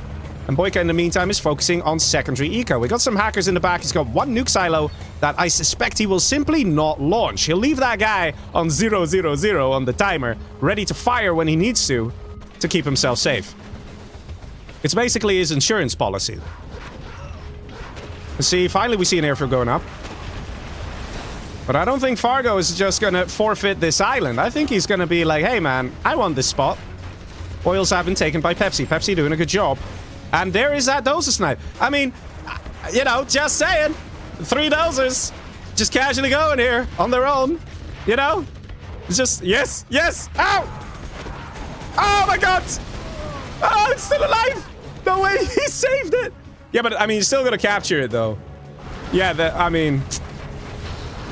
Fargo, you almost did it. If you captured it, you would have gotten some points, and everybody would have loved you, and everyone would have subscribed to your channel, okay? Because this channel is also in the description of the live stream, okay? So everyone would have just gone and done that. But now you messed it up. Almost, almost. It was an epic save that didn't actually amount to anything. Very unfortunate. BoYcaH spots the opportunity to get some XP. And this is very good playing here from the yellow player that is BoYcaH up here, up top. Because taking out a lot of defenses gets you a lot of XP. Look at that, he's closing in on that level 2. Raging K, who has been mining XP off of Fargo here in the middle, has reached level 5 as the first player to reach level 5 in this match. So there you go. So we see some mistakes made by Fargo here that could cost him, because USA level 5 is scary. Because they get a Moab, okay? Moab is very scary. they also get Leaflet, which can also be very scary when used correctly. They also get Spectre, which is pretty much unstoppable at this point in time. We actually see an Aurora. A regular Aurora. Look at that. Guys, fun fact. Do you know how much a regular Aurora costs? Because most people actually get this wrong. Most people get this wrong. A regular Aurora, not Air Force, not super weapon, okay? And people are like, Leggy, that's a trick question. They cost the same. Okay, well, come on. Let's see some numbers. Come on, let's see some numbers. How much does it cost? I'm waiting. 2,000. 2,000. 2,500. Yes, it's 2,500. Yes, yes, you're right. It's 2,500. Everybody now going like, wait a minute, Leggy, didn't you say there was a stream delay? Listen, there's a stream delay when I say there's a stream delay, all right? That's how it works. That's how it works. HuMMi Army has to engage Fargo here. But Fargo is not backing down. He wants this island. And he's losing a lot of units to try and keep it. Mr. Pepsi is also level 3 now, super weapon general. And why, oh why, does this man not get an airfield with a few alphas? Why? Just why? You can literally put an airfield here, put an EMP Patriot. It will help so much. One alpha will just completely get these buggies out of formation. And we get snipers here for Mr. Phi Alpha, aka Pepsi. Which is very good to do. Very good to have. Look at that Pathfinder, man. Vet 3, having a great time. But the units just keep pouring out from these tunnels. Both of these players are just stuck. They're not paying attention to what's happening in the game. And in part, that's because there's no army steal for Fargo. He doesn't see what's going on in the map. He's been pushed out in the middle, so he's lost a lot of the income. And we actually see that Pepsi is ahead on money now, because he got the oils. And we did see some drop zones as well, so Pepsi is just playing it a bit better than Fargo here. And Fargo is just being relentless. He's like, no man, I want this island. Sinking everything he's got into this one spot. And that kind of leaves Pink and Yellow to kind of just look at each other and go like, we fight? Yeah, we do it? Okay. Because what else are they supposed to do? If BoYcaH sits and waits, Pink is going to get bigger and bigger and bigger and stronger. Oh no, that's on the army. Pink knows it. Oh boys, the nuke, the nuke. Very good reaction here from Raging K. And this is messing up the whole formation of Pink. Raging K in a bit of trouble. Ambulance trying to clear the radiation. We got a leaflet coming in as well. Does it actually hit? It stops an Overlord and an Inferno. Radiation has been cleared by the ambulance. Inferno's coming in. Would be great if we had some MiGs, just saying. Instead, we see a number of Lixes coming in. Aurora's coming in too from Pink. They're dealing some damage. And there's not that much anti-air here from BoYcaH. Raging K has survived this attack and hasn't lost too much. But BoYcaH, on the other hand, lost his entire army and is now completely exposed. Particle cannon from Pink, ready to go. Another one of 30 seconds. Things are not looking good for BoYcaH here, as he might just be the next person to die in this match. Carpet Bomber is being called in from BoYcaH. Will that hit the target? Do we have an EMP here as well? No, we see a mine drop. BoYcaH's not level 5 yet. He's only level 3. And the Carpet Bomber doesn't get much. Mine drop doesn't get anything either. But we have 2 particle cannons at the ready. We might just see the particle cannons going on the command center, and then the Auroras that are over here in the back just going for the dozers. Because why the hell not? It is possible to do. It is easy to do. In the meantime, we see an army steal from Mr. Fargo. He's got power. So that's nice. He gets double the production speed. But those 2 particle cannons, I'm just waiting for them to get used. Ooh, Anthrax Bomb here. And I have to say, Mr. Fargo found the perfect spot to do a sneak attack. Just why would you Anthrax it and then also sneak attack? You can't pop now. So, I guess it's a Fargo sneak attack that we're witnessing, guys, because this thing can't really do much. And they're still fighting over this exact same spot. The border hasn't moved 1 inch. And the attack in the meantime has come in. New cannon in the back. Scud Storm firing away. Let's see it. Where's it going? Mr. Fargo choosing to go for Mr. Pepsi. Where is it going to strike? It's going on the strat center. And the supply drop zones. Big damage over here. Really messing up the base. of Mr. Pepsi. We also see on the right, the attacks continue, and Pepsi is also running out of stuff. So we're seeing a situation where we have both pink eliminating yellow and orange getting closer to eliminating cyan. Selling of EMP Patriots to try and get back online. There's still Anthrax here. These dozers will take some damage from that Anthrax. Half health. Barrack's gonna go up. Pepsi with 13k. Needs to spend his cash, get a couple units out. And he wants to get more Patriots. That's why he's getting these dozers. Particle cannon at the ready here from Cyan. Fires it right away. Where is it going? Where is it hitting? On that one power plant. But is that a good target when you are exposing your dozers like this? That is a tough question. In the meantime, Pink very swiftly annihilated BoYcaH here. The normal China in the tough spot. Taken out by Mr. Raging K. Raging K takes another victim in this game. Is Pink gonna do it? Is Fargo gonna realize that he needs to work together with Pepsi? Are we gonna see a potential peace agreement? There are two particle cannons. Pink chose not to use them. Raging K can call in two beams from the heavens to destroy any target he wants. GG, well played. And surrenders. Pepsi dies to Fargo. Now it's Raging K versus Fargo. Here we go. First particle cannon getting used on the Scud Storm. Is it going to go down? Probably will. Second particle cannon gets called in. Another Scud Storm. This one on the right fires away. Question is, where is it going? One Scud Storm destroyed. Another one still around. Still exists. And just fires its volley, going for what? A pretty crappy target. And this again is because Fargo did not steal an army. He doesn't know where the juicy targets are. Taking out 2 oils and a dozer is pretty bad. It's just not that great. He could have probably hit something a little better there, but he couldn't see the vision. So he's like, I'll just pick a target that generally is a good idea. And it was alright, but could be better.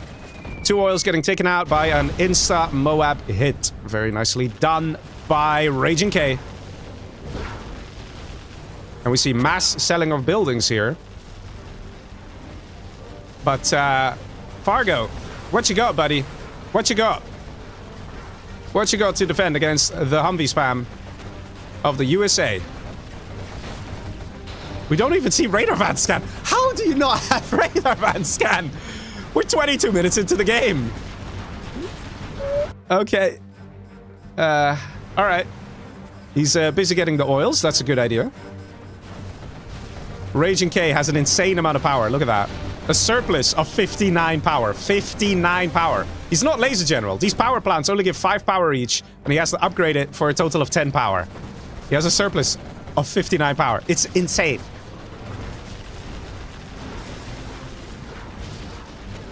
The northern island, the northern base, wiped clean. Fargo running out of time. In the meantime, we see more and more super weapons being constructed by Mr. Raging K. Very good plays here from the pink player. And, yeah, I think BoYcaH, he tried. The China who was up here, he tried. And just like that, we see the surrender of Mr. Fargo. So well played, Raging K winning 20 bucks in this match. Oh man. It's pretty difficult when you have a strong, powerful USA opponent like Raging K.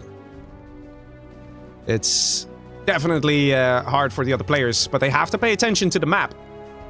And that is something Fargo didn't do. In a way, he couldn't do it because he was a GLA, but he also didn't try to steal an army to get the scouting. If he stole an army, I know he tried and then it got denied, but if he actively tried to focus on getting an army, if he had, let's say, Avengers mixed in with his quads and buggies, those Humvees would be way less useful.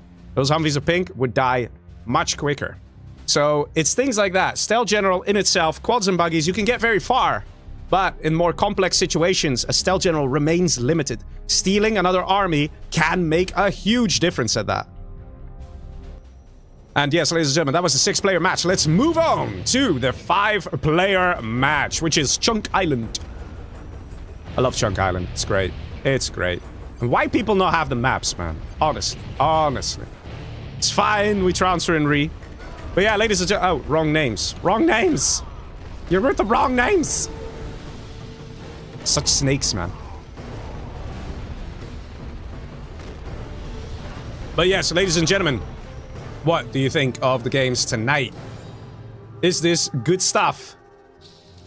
Is this the stuff you enjoy and you want to see more of? If so, you know, you can maybe follow. You can maybe like. It's always appreciated.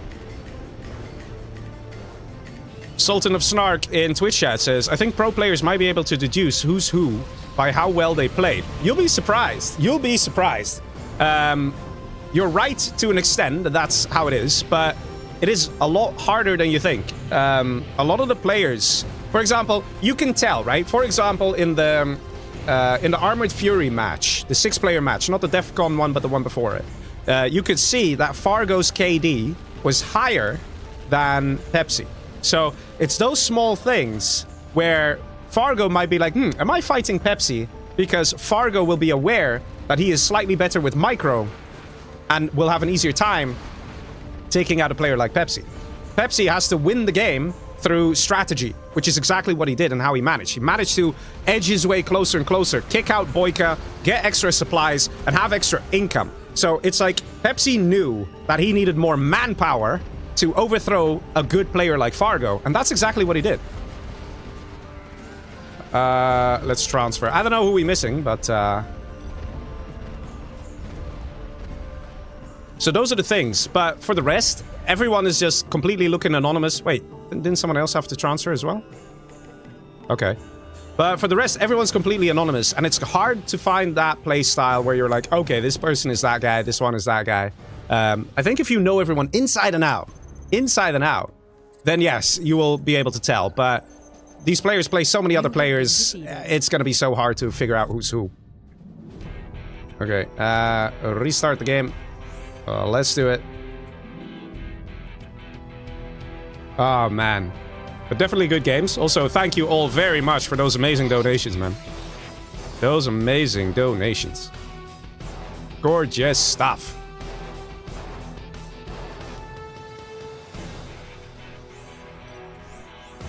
Alright, let's go into the 5-player match.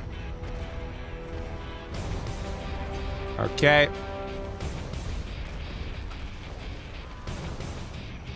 Double check with the players here.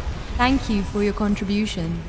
Sad Noor says, where are you from, Leggy? Any outposts coming to the USA? Well, I'm basically from a bunch of places and lived in a couple places. I just moved from Malta to the Netherlands. So I'm in the Netherlands right now, which coincidentally is also where the LAN event is happening, right? Right? Actually, you know, so there is that. Yeah, regarding the USA getting a LAN event, I don't know. Some people are talking about it at times, but apart from a quick conversation, nothing really happens more than that. So, yeah, I'm sorry. Realistically, it's gonna keep being in Europe. Most likely, it's gonna remain in the Netherlands most of the time, because we've hosted 2 in the Netherlands so far and 1 in Germany. And we noticed the one in the Netherlands generally got more people coming. A lot of people who came to the Germany one were still from the Netherlands. So another thing is traveling. It's a little easier if it's in the Netherlands for people like from the UK and stuff like that. So that tends to be one of the things. Okay. All right, everyone ready? Let's see. I think they are ready. Good to go. Ladies and gentlemen, are you ready for the 5-player match? Let's do it. I just enabled and disabled the limit super weapon, so everyone hits accept once more. Not that someone hits accept and then goes to the bathroom and then comes back and like, uh-oh, everybody started. Spam the button. Let's go. You guys will recognize the button spam from the LAN days. If you ever played this game, LAN.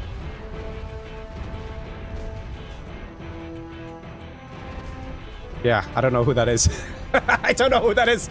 They're anonymous. I can't tell who it is until the game starts. Dude. Okay, there we go. All right, ladies and gentlemen, are you ready for match number 3? Technically third match. Technically, right? Here we go. Ooh. Very nice. We see one person who's screwed, though, with the armies. There's always the one, right? There's always the one. But yes, ladies and gentlemen, we have Mr. Fargo here as GLA. Up left, we have a Stealth General from Raging K. I expect great things from these players. And then we have poor, innocent Pepsi, who's lost the army lottery here, as China. Not just China, the only China. Everybody else is a GLA, man. That is not looking good. Wait. Wait. Why are we 4? I'm missing something. Wait. Why are we 4? Let's wait. Okay. What's going on? Okay. Disabling the Radmin, and we Who are we missing? Did we just start without someone? I think we just started without someone. Who's missing? Okay, who's missing?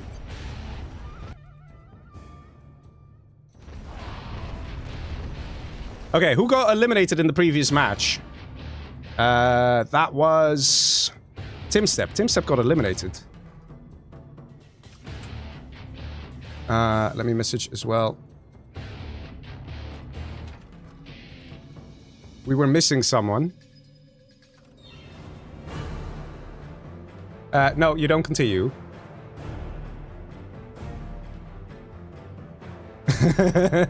You don't.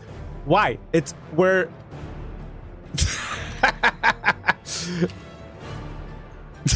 What?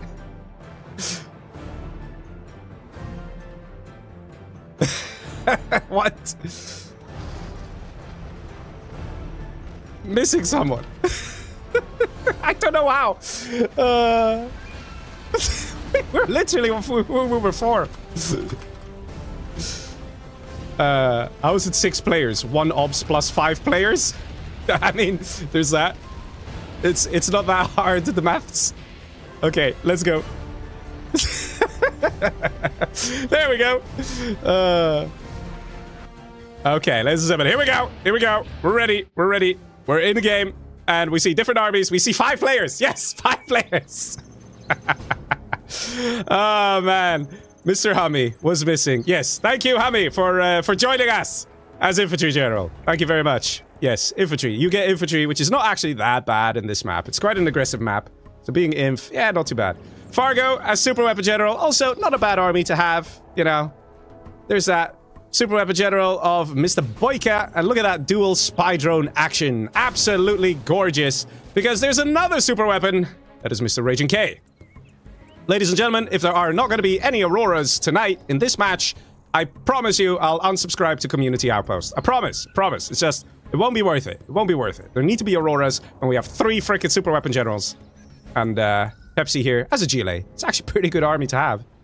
But those guys will be giving each other the stink eye. All these Super Weapon Generals will be like, what are you planning to do, man? What are you planning to do?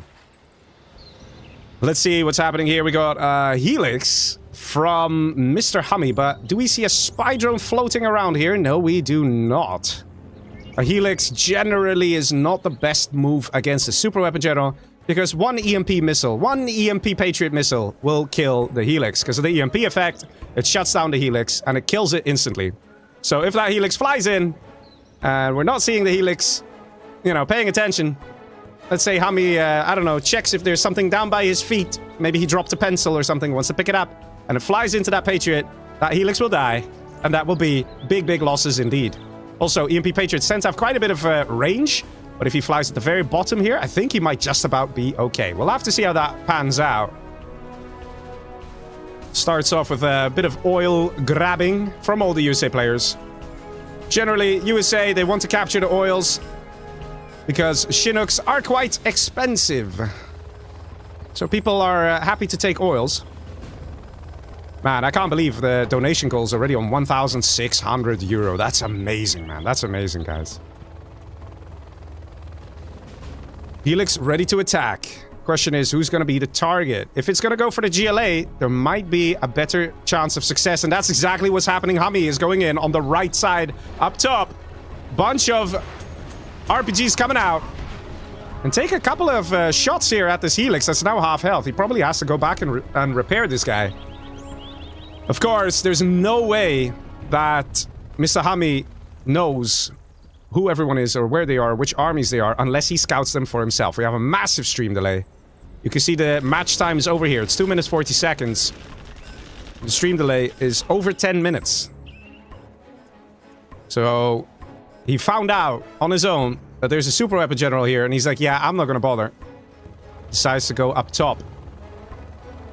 But now that Pepsi knows there are helixes about, we start seeing stinger sights in the base, we start seeing quad production, and that means there's no real chance for HuMMi to engage. HuMMi can no longer rush. If he does, he will put himself at massive risk. He needs to switch it to a war factory, get some units out, and that's precisely what he does here. Let's go for troop crawl. Don't tell me you're actually going to try and push the left-hand side here. Red Guard actually deal more damage to buildings than minigunners, I think. So unless he's trying to sneak this guy in to shoot some Chinooks. I don't know if this is such a wise decision. HuMMi! What are you doing, HuMMi? Flashbangs are out. HuMMi! Yeah, there's a Licks coming in. But you just can't come in. Look how many Patriots. There's 1, 2, and a third one over here. There's too many Patriots. The oil gets destroyed, but okay, like, this is not the biggest of deals. Strat centers going up for the super weapon generals, and so are the airfields. BoYcaH looking scary here. And where's that strat center of the other USA? Is that over here? Yeah, it was this one. Airfield going up as well. Pressure is mounting because, let's be honest, HuMMi's making enemies everywhere. He's kind of gently pissed off Pepsi, who might have forgiven him. But this is a little more scary. That being said, Fargo, super weapon general in the sign at the bottom, it's not in the best spot here. Very nice micro from HuMMi, taking out that Humvee there. Airfield going up, strat center going up. BoYcaH. Let's see your first Aurora, buddy. Let's see it. That hatch is gonna open. And there it is. First Alpha. And looks like he's gonna take off right away. Is he gonna use it, though? No. He's guarding. Just keeping the Alpha nice and safe. It's a bit dangerous to guard like this, in case somebody runs in with a stealth unit, or something like that. Because then the Alpha will deal damage to your own buildings. It's best to kind of guard a bit in the back where there's nothing. A bit safer to do that.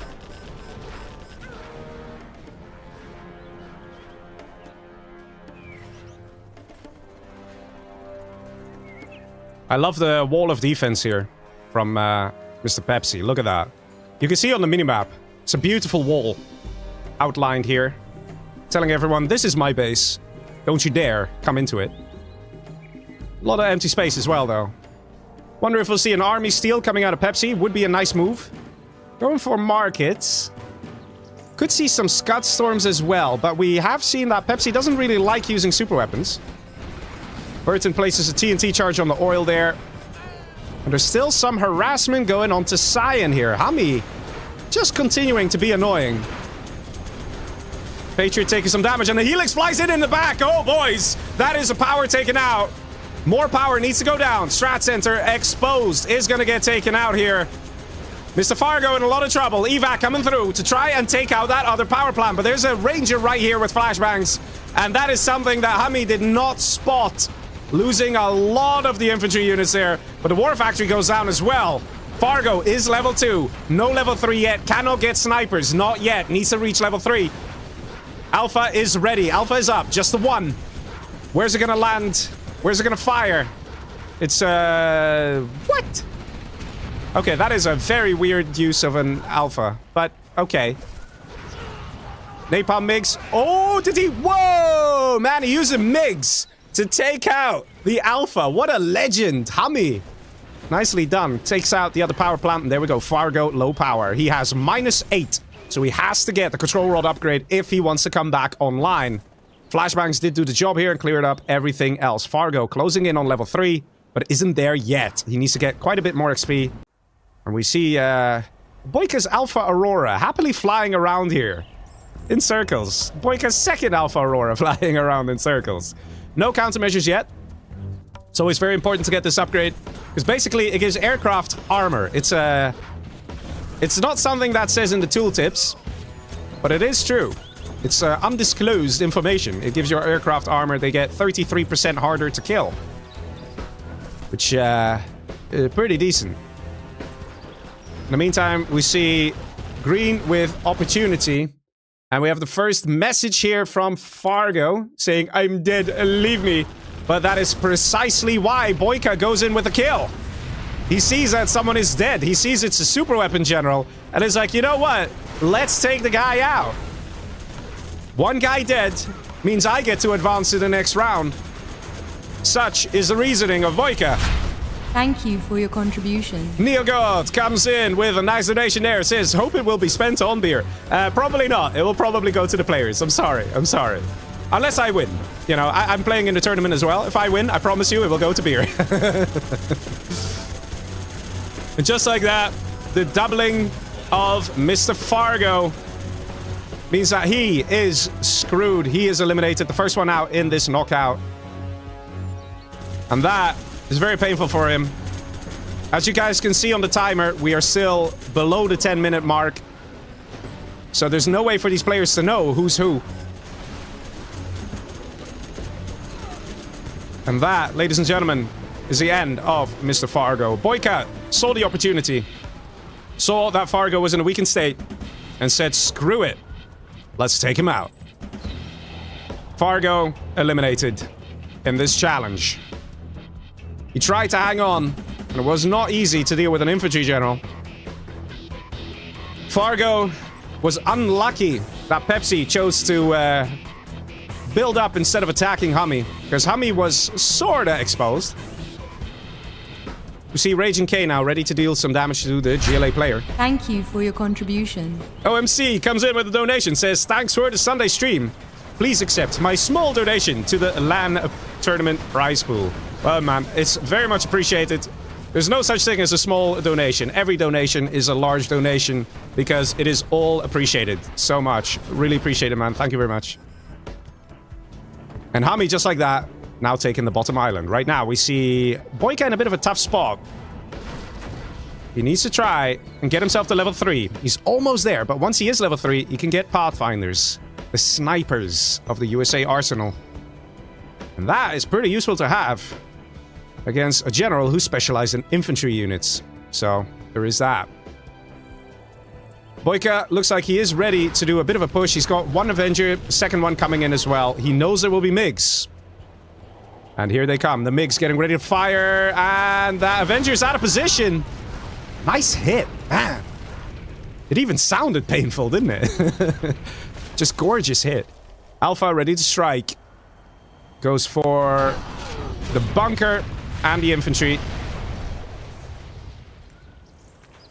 And we have... what's this? A bunch of rocket buggies flying into the base. Oh, look at that. You saw that? There was a corpse of an Aurora. So, Pepsi with a very interesting strat. He sends rocket buggies forward, straight to the airfield, to gun down the Auroras. Because Raging K is a bit dependent on those Auroras. If they go down, it's actually in a much worse spot. Now, we did see Raging K starting the assault here on Pepsi, but I think he's starting to regret it. Pepsi is packing a punch here. Lots of quads, AP bullets, and junk repair. They are fully upgraded. Even AP rockets here. Jarman at the ready. And again, Rebel Ambush kills another Alpha. So far, very good plays out of Mr. Pepsi. Raging K, winner of the previous match, maybe getting a little too confident here. After all the players who are still here are good players.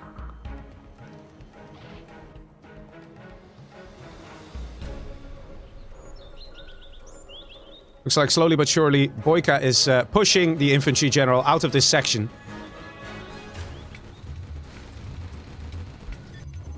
Yellow massive says Raging K. One spot says Pepsi. Now, the players are allowed to write 2 messages. Purple, super weapon, and that is a second message out of yellow. And orange, HuMMi has 1 message. So if Pepsi writes a message one more time, he's actually eliminated, and Fargo comes back from the dead into this challenge, because we have agreed that we will be a little more aggressive with the chatting rules. OMC says, how long is the delay? More than 10 minutes. More than 10 minutes.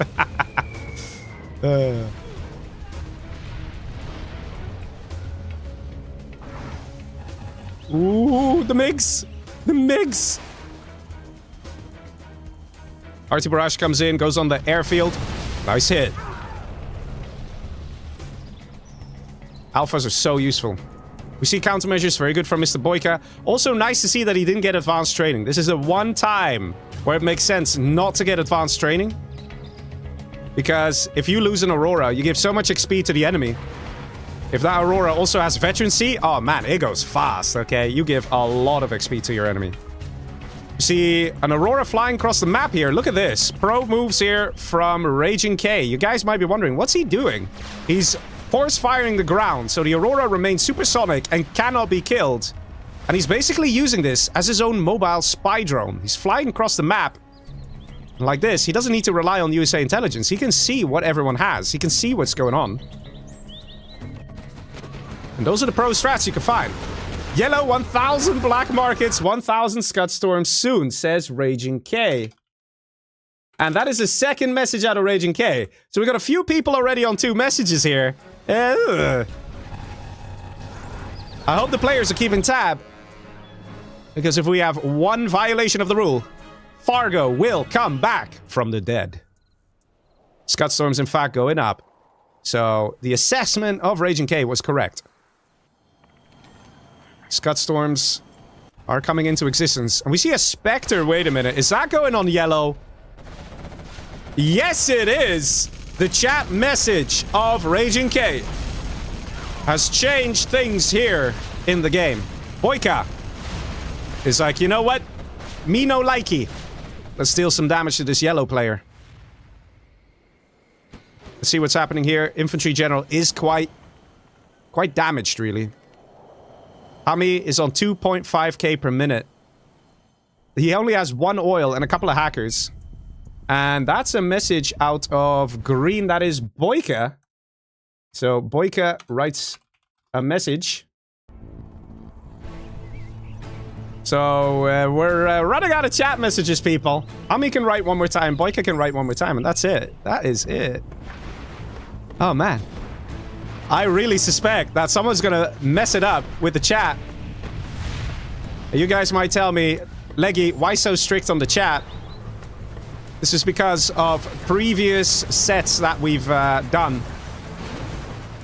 Where people were kind of a bit relaxed around the chat, the players. So they would write 1 message, but they would write it as 5 messages, like in a span of 5 seconds. And then they would just assume that counts as 1 message. And some of the viewers were like, yeah, but that's technically not 1 message. That is not okay. So because of that, we listen to you guys. We're always open to feedback. Because of that, we've changed it. 1 message is 1 message. You do a smiley as a message, that is a message.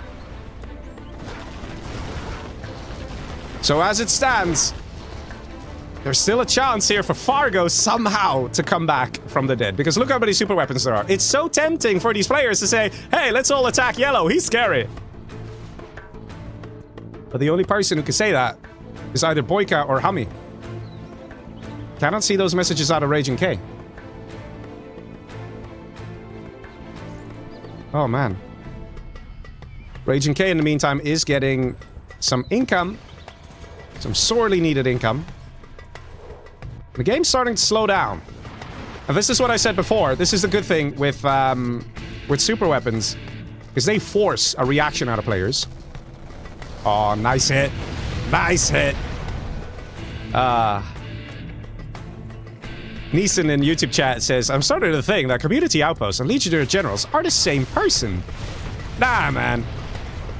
Actually, to be honest, on this channel, when we do the LAN event, which will be in 2 weeks, okay, 11, 12, 13 October, you'll see me casting but you'll also see a bunch of other casters as well.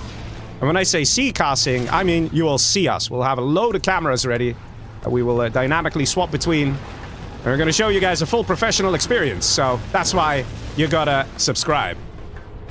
Ahmed says, why not play some CXN maps in your streams? Because we don't like CSN. Sorry. Sorry, man. It's a matter of what people like, what people don't like. We like high-tier free-for-all games with some good players here. The CXN can get a little repetitive, and it gets more about Twitch reactions. Whereas free-for-all like this is the strategy. The strategy of Pepsi to get a whole load of Scud Storms. Understanding he can end up in a 2v1 or a 3v1, but he knows that if he can fire those Scud Storms, he can wipe a player off the map. Who will the target be? Will it be Orange, who doesn't have much? Will it be Green with the plan of weakening him a lot? Or will it be an annihilation of Purple? That is Raging K, whose base is quite exposed to a couple of Scud Storm strikes. Let's see. We don't see Anthrax Beta. Crucial mistake here from Pepsi. He needs to get it. This upgrade, guys, I know it's a bit pricey. 2,500 bucks for Anthrax Beta. But it gets your Scud Storms to deal 30% more damage. And it also increases the splash damage range a little bit.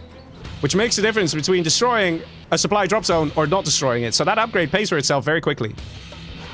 Attack here from Raging K. Spectre coming in as well. Going for the Scud Storm. And misclicking here. Oh no! The misclick, but still gets the Scud Storm. Nicely done, Raging K. The level 5 super weapon general has taken out one of the Scud Storms. 3 remain. One of them is 45 seconds. Alpha's getting in there, taking out an army. Ooh, hoo, hoo. Nice hit on those rocket buggies. In the meantime, we see BoYcaH down below, unsure of what to do. He's like, you know what? I'll remain quiet, get a whole load of income, and see what happens. We promise you guys alphas, and you're seeing plenty of alphas, right? We've seen alphas out of BoYcaH. We've seen alphas out of Raging K. Scud Storm, 15 seconds. Particle Cannon kicks in as well. Goes in for arms dealers. Not for the Scud Storms themselves. Oh, here we go. Here we go. 4 seconds. This thing needs to be repaired. Worker en route right now to repair it. Will it fire? Will it fire? Fire! Pepsi, what are you doing? Fire the damn thing! Do it! Oh, it was a different Scud Storm. Fire! Yes! Yes! And he fires! And he does it. Thank you. Thank you, Pepsi. Where is it going, though? Is it on the army? Is it on the base? One thing's for sure. It's probably going on the purple player. That is Raging K losing a chunk of his base just like that. Oh, man. And again, guys, if he had Anthrax Beta, this would have died, which means the airfield plus Alpha, a combined value of 3,000 bucks would have died if he just got the freaking Anthrax Beta upgrade. Guys, get your upgrades. It makes a difference. Anthrax Bomb now coming in on the army of Mr. Raging K. Pepsi, is he going to do it? Is he planning to destroy and take out the player? That is Mr. Raging K. What is the game plan here? Another particle cannon fires, but we have another Scud Storm ready. Still no Anthrax Beta, man. What a shame. What a shame.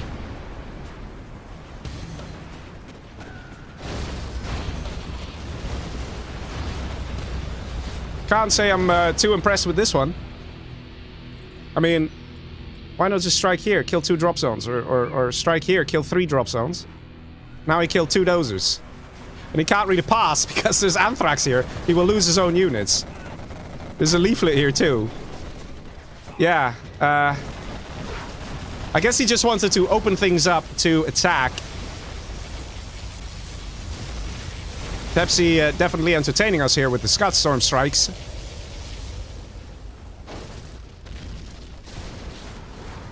And Raging K is slowly but surely losing this. He's got a good KD at 1.29. And we have a mismatch. No way, man. No way. No way. No way. No way we have another mismatch. No way. No way. How? How do we have another mismatch? It is... Is it the same player from before? It is not the same player from before. This is a different player. How? How do we have this happening? Someone must have not restarted their game. That's what happened. Someone must have not restarted their game.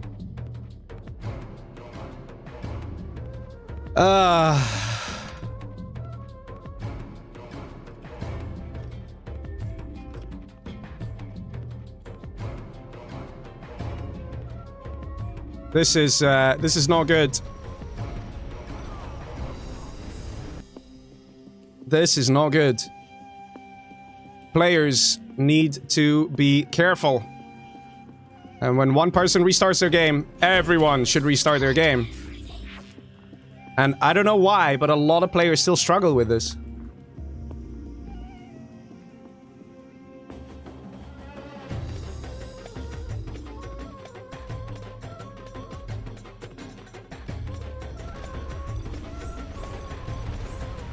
All right. Well, let's see. We had Fargo eliminated, so we're going to switch it up to a 4-player map. Yeah, I think we'll switch it up to... You know what? Shall we do spaceship? Tournament spaceship.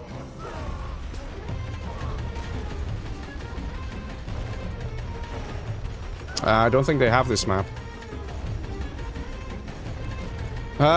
Which map shall we do?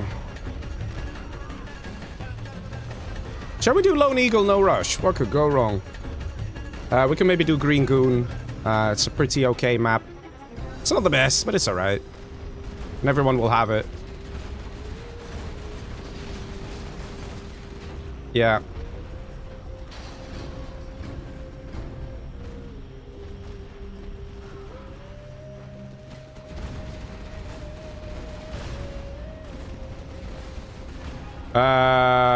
Yeah, this is match 3. It's match 3. Man. Yeah, this is very unfortunate. Okay.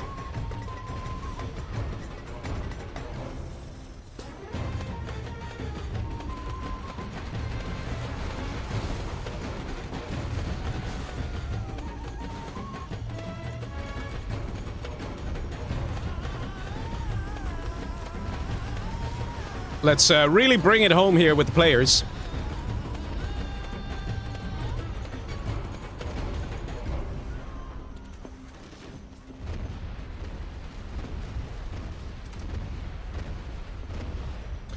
All right, ladies and gentlemen, let's go.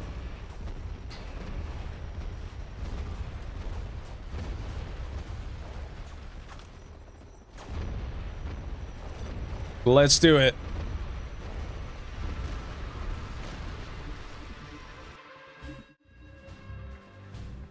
Oh, wow, those are armies. That is something. That is something. Okay, so, ladies and gentlemen, we have Mr. HuMMi here as the infantry general. Down below, we have another infantry general, that is BoYcaH. On the right, we have the only non-infantry player, that is Pepsi as Laser, who just got scanned by Frenzy, which is something infantry generals can do. And we have an infantry general here for Raging K. 3 infantry generals. Definitely going to be interesting to see how this match is going to get played. It wouldn't surprise me if this is going to be a fast one. And it wouldn't surprise me if we're going to see some deaths coming in through dozer hunts. I'll be honest, I'm happy there's no GLAs, because generally when there's a lot of GLAs, the matches can take rather long. And we already know who got eliminated here in this game. However, the chat. I do have to make note of the chat. So players can chat again. I didn't specify that to them, but they're allowed 2 chat messages per match. And in the previous game, we actually got very close to people breaking that. We have a helix over here. We have a helix over here. We have a helix over here. 3 helixes means statistically, 1 person is going to get wiped very quickly. But let's see. Ladies and gentlemen, are you ready? Are you ready for a match that has 3 infantry generals each going for a helix. With one laser general, that is Pepsi. You know, at this point, Pepsi should probably just build like a wall of laser patriots and forget about everything else. Oh, man.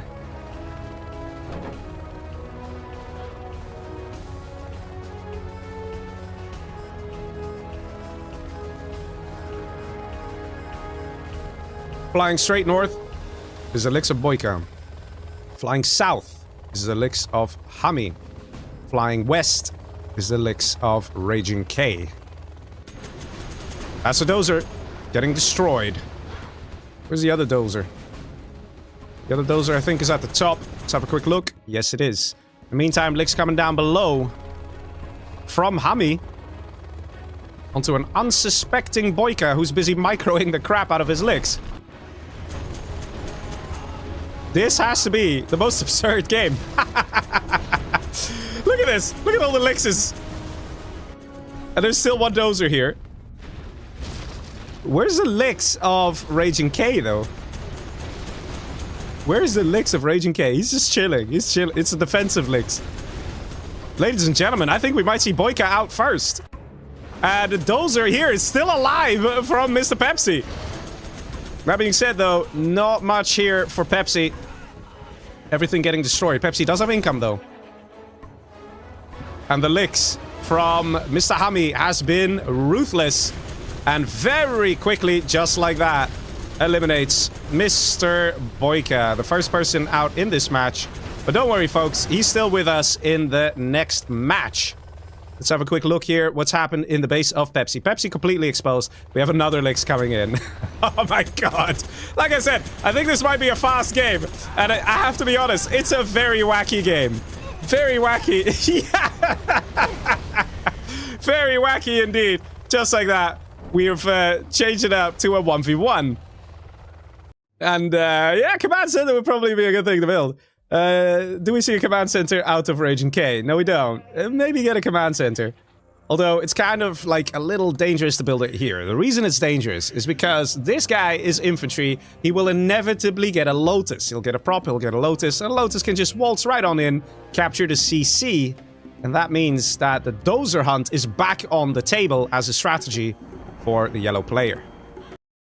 Let's do this.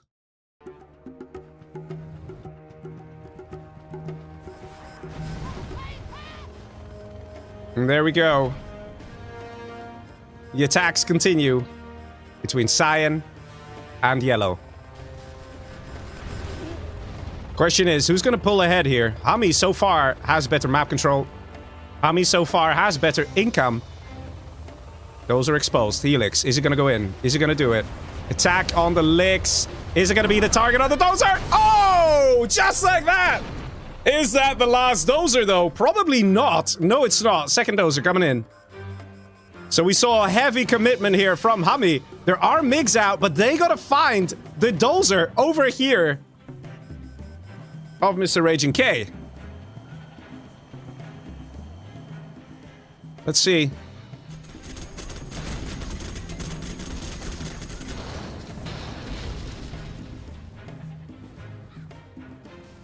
And that dozer's going in. Not really much of a commitment here from HuMMi to try and finish off the dozer. Maybe he was hoping that one dozer already died. That was not the case. As it stands, it's still unclear who's going to win it. It's looking more likely that HuMMi will take it, just based on income. And there we go. Command center established. So HuMMi is in a good spot. But it's not like he's got this in the bag. Not yet. Attack on the war factory, and it survives. RagingK and HuMMi, both level 2. Whoever reaches level 3 first can do some very powerful carpet bombers, which can change the nature of this game. We do see a very good expansion down south from HuMMi. He completely controls this section now. Whereas on the right side, we see no control from the cyan player that is RagingK. None whatsoever. He's starting to take this oil. He's starting to take this money. But if you look at the oil that used to belong to Pepsi, same with the supply. Hasn't been taken. RagingK is on the back foot. He needs to expand rapidly. Needs to do something. Carpet bomber artillery comes in. HuMMi, level 3. And it's looking more and more likely that this is going to be HuMMi's game. Carpet bomber goes for the war factory, will kill it. RT barrage comes in as well. And that is a destroyed war factory and an airfield with the MiGs on it that gets taken out. This might as well just be the GG. Like I said, a carpet bomber can deal so much damage just like that. The main production, the main essential units, the MiGs, have gone down as well. Raging K is weak. He is exposed. And HuMMi is controlling the map and has a decent army and could actually do a push. Let's see what he's planning to do. Minigunners get evacuated. All the units go in the building. An oil capture comes through from Raging K. Well, that's an original move here to try and annoy Mr. HuMMi. We do see a bunch of MiGs. Oh, wow. Oh, wow. That was a single MiG missile. Nice. Raging K not giving up, though. He is now expanding to the right side. He is trying to take it. Raging K needs to get himself to level 3. And fast. If he gets to level 3, he can carpet bomb and take out this whole army. He can mine drop and defend himself a bit better. All these things will be possible. But he needs to get to level 3. He's still on 1,078 XP. He needs 422 more. Which is quite a bit.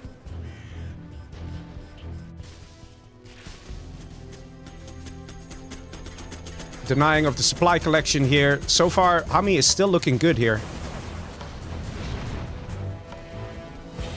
This oil is now going to get captured as well.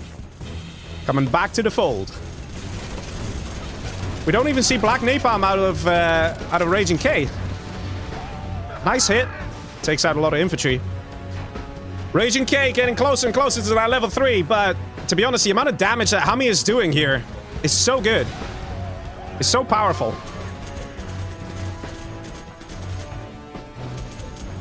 I don't think Raging K can come back from this, guys. I don't think he can. He's trying. But HuMMi is just slowly but surely increasing the pressure on Raging K. And pushing him further and further back into the corner of the map. Got a carpet bomber coming in. Not the best target because there's a lot of minigunners here. They could theoretically take out the carpet bomber if microed correctly. Let's see if that's what happens. And no, he's not microing. And does it kill the airfield? Probably does. There we go. Airfield goes down. Again, a very powerful carpet bomber from Mr. HuMMi. Dragon tank gets denied here. Carpet bomber now gets called in. And he's killing his own oil here in the hope of taking out a big chunk of the army of HuMMi. Takes out a troop crawler, but one thing's for sure. Raging K is in a lot of trouble. He's got a paradrop here, isn't it?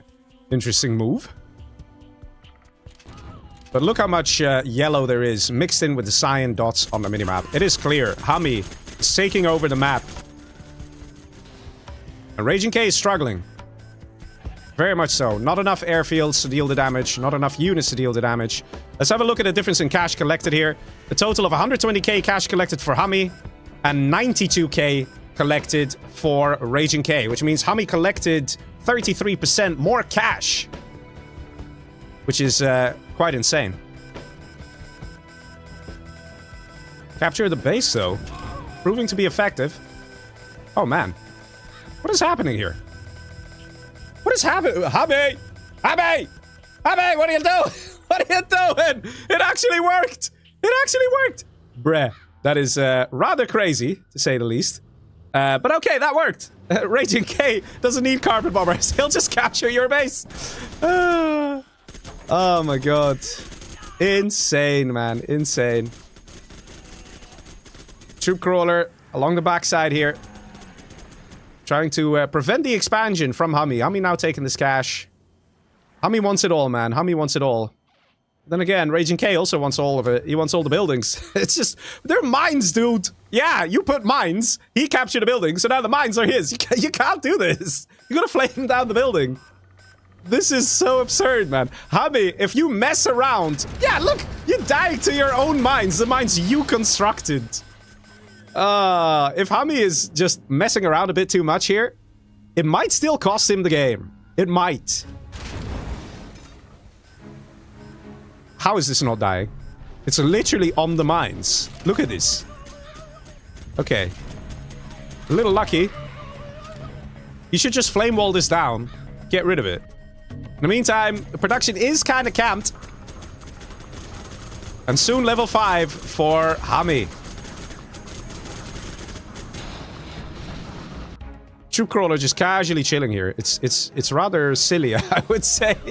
At the same time, this troop crawler makes sure that helixes cannot really spawn here. It makes sure that MiGs can't really spawn here. And, oh, the selling of the power plant gets rid of the mines. And they're just about... Okay, never mind. I didn't save the troop crawler. He still suicided his own troop crawler. But it's fine. He's won. So, you know, GG. Well played, HuMMi. He's still won. You know, the damage is too great for poor innocent Shay. He's not making it. Raging K getting eliminated here in this 1v1 of infantry generals. A short match at that. 12 minutes. Like I said, it wouldn't surprise me. Raging K hanging on, but I mean, why? It's over, buddy. It's over. You got nothing. You got absolutely... Okay, he's got a command center. He's got an oil. But he has a third of the income of HuMMi. Okay, that would be a nice carpet though. That's okay. That's pretty juicy. That's pretty juicy. That is a nice carpet. To give you an idea, the amount of damage that carpet just did is, what was it, 4 MiGs on that airfield? I think it's like almost 7k worth of damage on that one little airfield and the power plant. That one carpet did a lot. But yeah, Raging K has nothing here. The EMP that comes in. The only reason this is getting EMP'd is to make sure the general powers that are on the side, you know, you can call them in, they all get frozen when your command center is EMP'd. So it sort of delays all the general powers by 30 seconds, because EMP lasts around 30 seconds. And that's why HuMMi decided to go for that. And that is a dozer getting killed. Supply collection denied.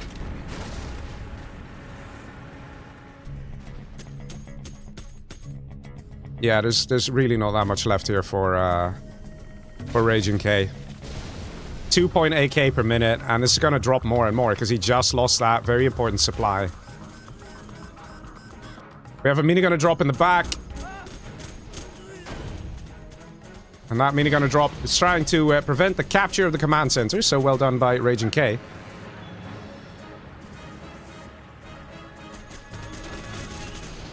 Big blob of units. He could literally just attack, move upwards, kill whatever he finds, and that will probably be the end of Raging K. The income alone, man, 2.1k per minute. He is floating 10k somehow. But there's just no way that Raging K can take the game at this point. No way. We need to see some MiGs out of HuMMi. And, you know, not mess around in that sense. Basically, the airfield got destroyed by that really nice carpet bomb. I can play that back here. This gorgeous carpet bomb. Look at that. 4 MiGs plus the power plant. Really nice hit. But all HuMMi needs to do is essentially rebuild those airfields. Get us a few of them, man. Like, you've got 16k in the bank. Close things off. Carpet bomber just came in here, took out a dozer. And finally, the army has moved up north. EMP comes in, but that doesn't affect infantry units. Might affect the dragon tank here. But on the whole, this is it. This is game. Carpet bomber is going to be called in to try and take out the minigunners here. Wow, that is perfect. That's a gorgeous hit. It doesn't really matter too much. But one thing's for sure. We're seeing Raging K defend like a champ here. And this thing with capturing buildings is just too effective.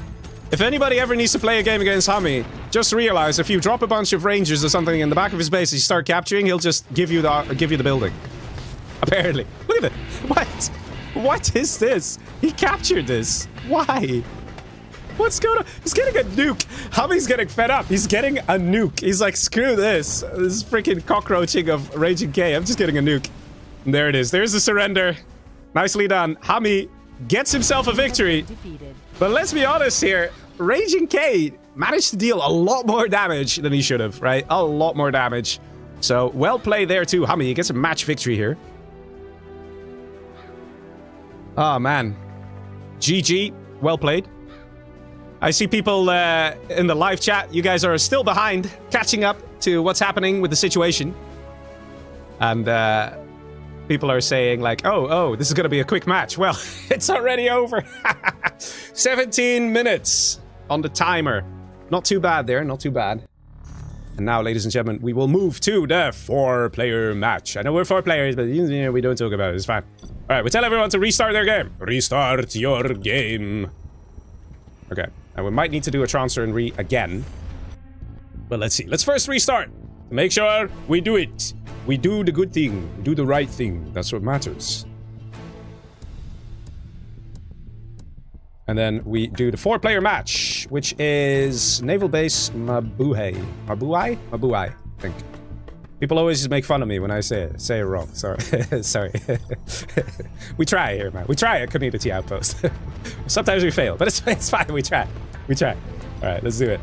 Does anyone need to transfer and re this game? Match number 4. All right. Okay. Nice matches, though. Has to be said. Nice matches. Nice stuff.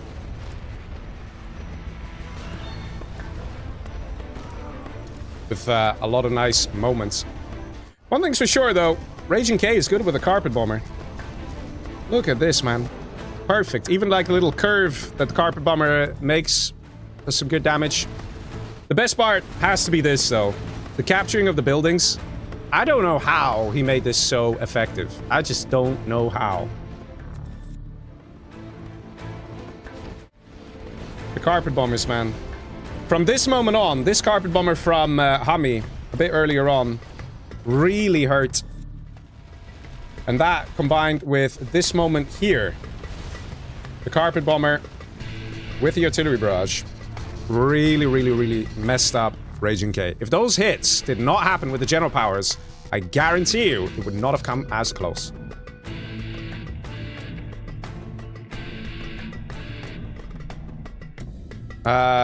Okay. A bit confused. Who are we missing? Why did BoYcaH leave?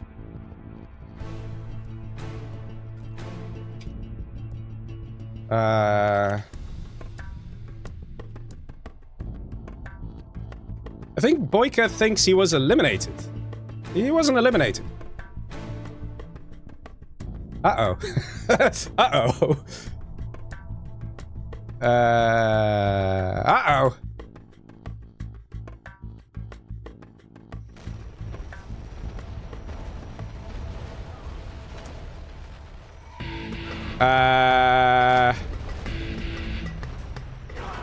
Right. Okay. Yeah, because it was Fargo who got eliminated.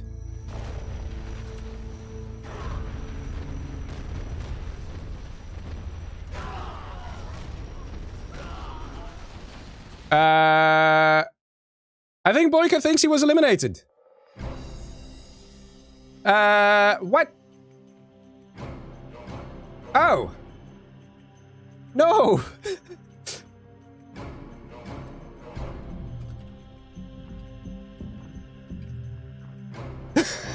Well, it's kind of obvious who BoYcaH is now.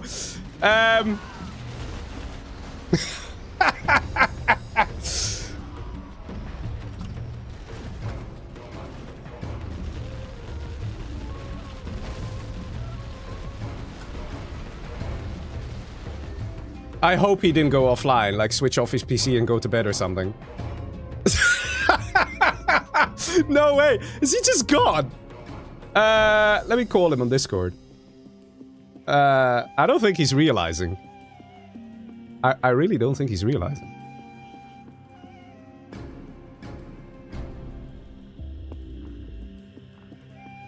Yeah, he's gone offline. So in the match, when he got doubled, he thought, or when he got attacked by the Helix, he thought he was gone. No. Right. Well, He's even offline on Radmin. Oh, boys. Oh, boys. He thought he was eliminated. What the hell do we do now? What the hell? Yeah, my God. In a knockout format, someone is accidentally forfeit. What do we do? Well, okay. Well, this is happening, ladies and gentlemen. Continue without. Yeah. Does anyone have BoYcaH's phone number? Okay. I think I know someone who might have his phone number.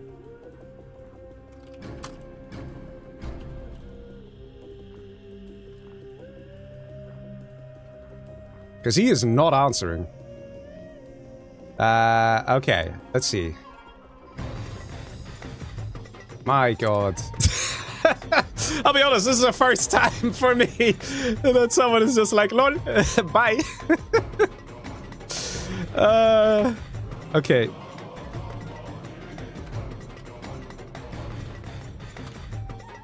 This is quite interesting.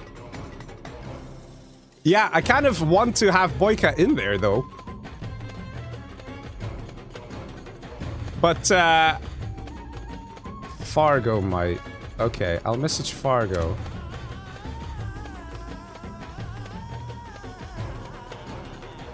I'll message Fargo. I mean, we could also bring Fargo back. That's the solution. Right? I mean, but... What? What? This is the first time I've seen something like this. I feel bad for BoYcaH though, because he's apparently convinced he's out.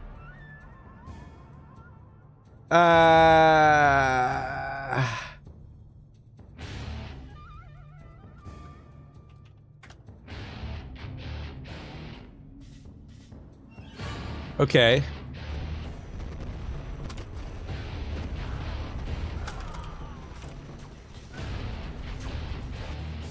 Let's see if what the players think about letting Fargo back in. This is absurd, man. Let me also message the host. This is so funny, man. Honestly, BoYcaH was annoyed. That's why. So I saw BoYcaH write in the YouTube live chat, and I timed them out, right? Because I was like, no, don't do spoilers. He was probably pissed off. He thought he was out. He's not out.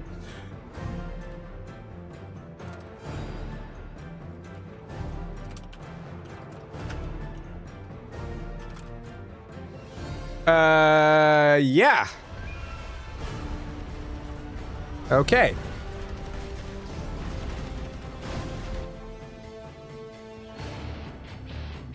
Yeah, this is, a little messy.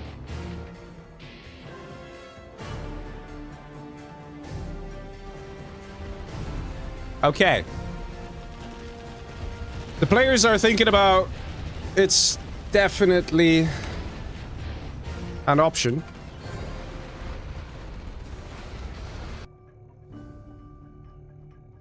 Okay, so I just got word that someone has managed to find BoYcaH's phone number. They're phoning him directly. My God. I'll be honest. But he's sending me the phone number. What?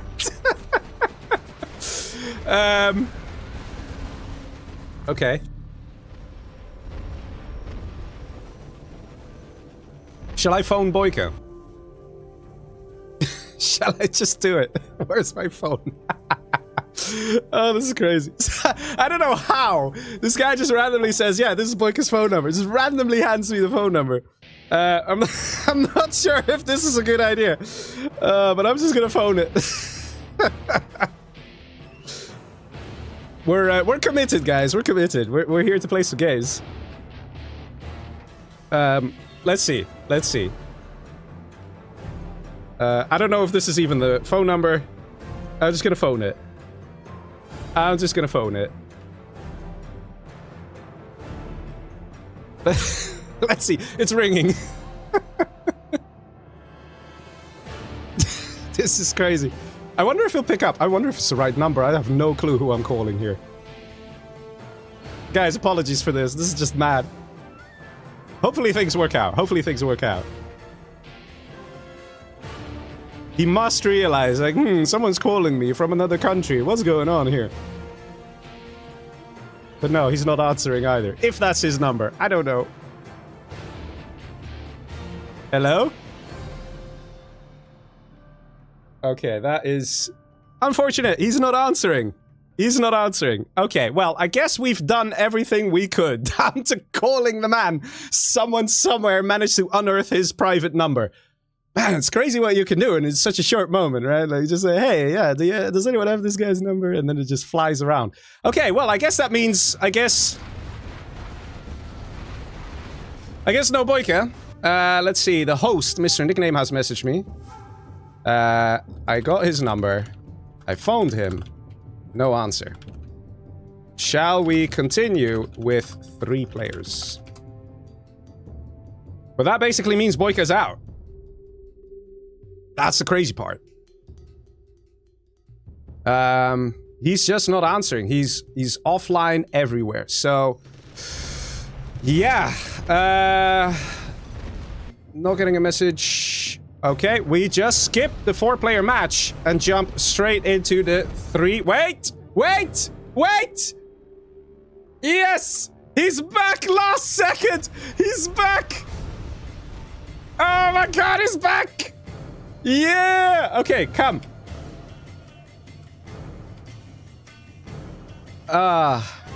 Okay. My god. Last second save, man. Last second save. My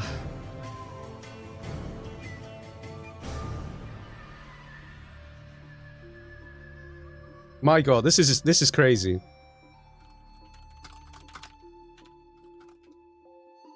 This is crazy.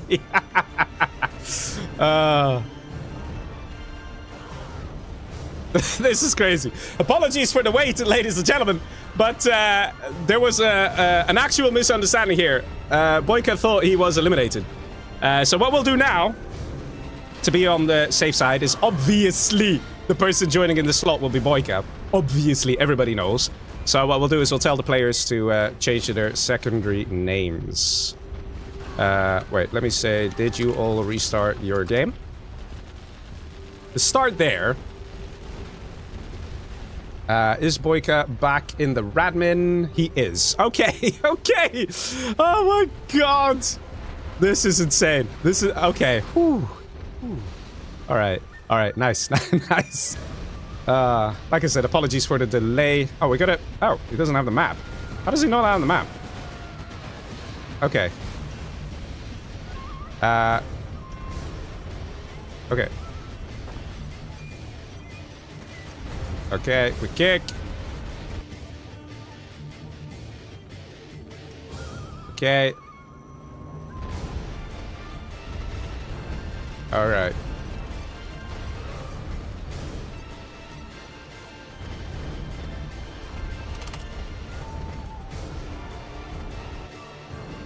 All right. There we go. My god, what a mess. What a mess. But we managed to pull through. I don't know how. BoYcaH probably got a missed call. Like, wait a minute, what is all this? Mad. Absolutely mad. Absolutely mad. Okay, restart your game. Oh my god. Whew. Alright, I for one am relieved that the BoYcaH has returned. And we can continue. Just saying. Are you guys also relieved? If you are, say yes, Leggy. We're relieved. Oh my god. What a situation, huh? What a situation. Okay. Everyone.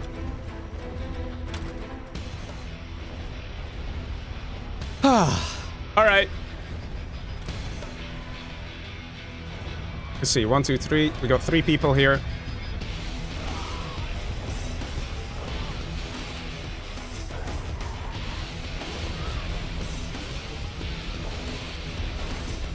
Let's wait for the fourth person to show up. Then I'll host, and then we will continue. Oh my god. Man, this is a first. Ever. Alright, I've been streaming since 2017. 2017 I've been streaming. I've never seen a situation where someone's like, oh damn, it's over. It's over. I'm out. Bye. And they incorrectly... okay. It's fine. We're back. We're back, boys. This is funny, man. Okay. Alright, ladies and gentlemen, here we go. 4-player match. We're still in it. Everyone's like, yes! Shut up, Lucky, let's play! Okay, fine. We will play. But hey, man, that also means we're gonna get a clean match. No mismatches or any weird shit like that. We're gonna enjoy ourselves and have a good time. And we have a China demo, laser, and USA. So it's gonna be probably a fast match. Let's see. Because in the left side, we have Mr. HuMMi as USA. At the very top, we have a demolition general here for Mr. BoYcaH, so he actually gets a good army. So I'm sure he's happy about that. On the right side, we have a laser general for Mr. Pepsi.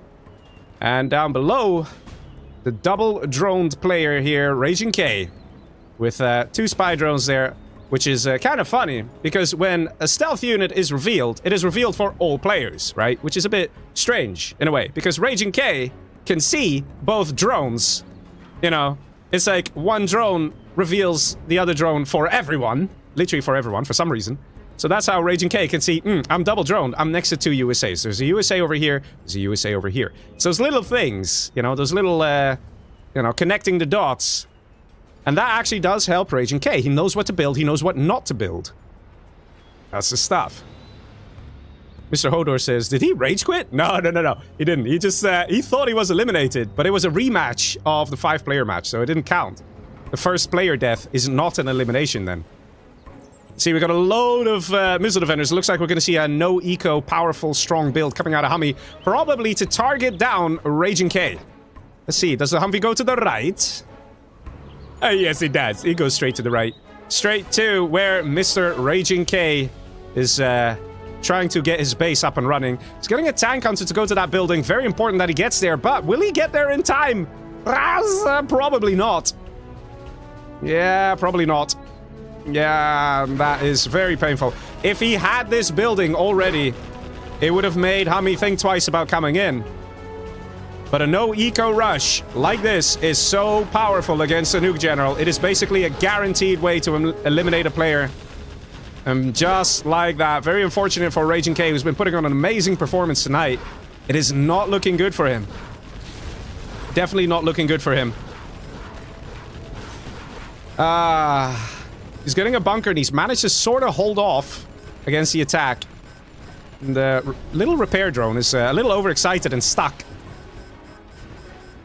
Oil capture coming through. RagingK is actually holding. Not entirely sure what's happening, and oh boys, here we go. The attack coming in from BoYcaH. BoYcaH has other plans. Comes with a nice stair attack and takes out the war factory. Does he also get the barracks? He doesn't. He could have, but he doesn't. Still, very painful. And this should make Mr. HuMMi think twice about what to do. Should he continue the assault and try and take out RagingK, such that he continues, such that HuMMi can continue to the next match? Or should he try and defend, just to try and keep himself alive? It's a difficult decision here for Mr. HuMMi, but he has to make the decision right now. Dozer gets destroyed. The other Dozer, nicely hidden in the corner. You can't even see it, but it's a little dot there. Right there. Hidden. Very smart from Mr. HuMMi. Nobody's gonna spot that Dozer. Nobody's gonna expect it over there either. But here we go. HuMMi is in some hot water now because he's pissed off RagingK, the nuke general on the right. And BoYcaH coming in quite strong, and that's it. HuMMi's had enough. He's out. He quits. Just like that, BoYcaH getting himself a second island, and RagingK remains in this game.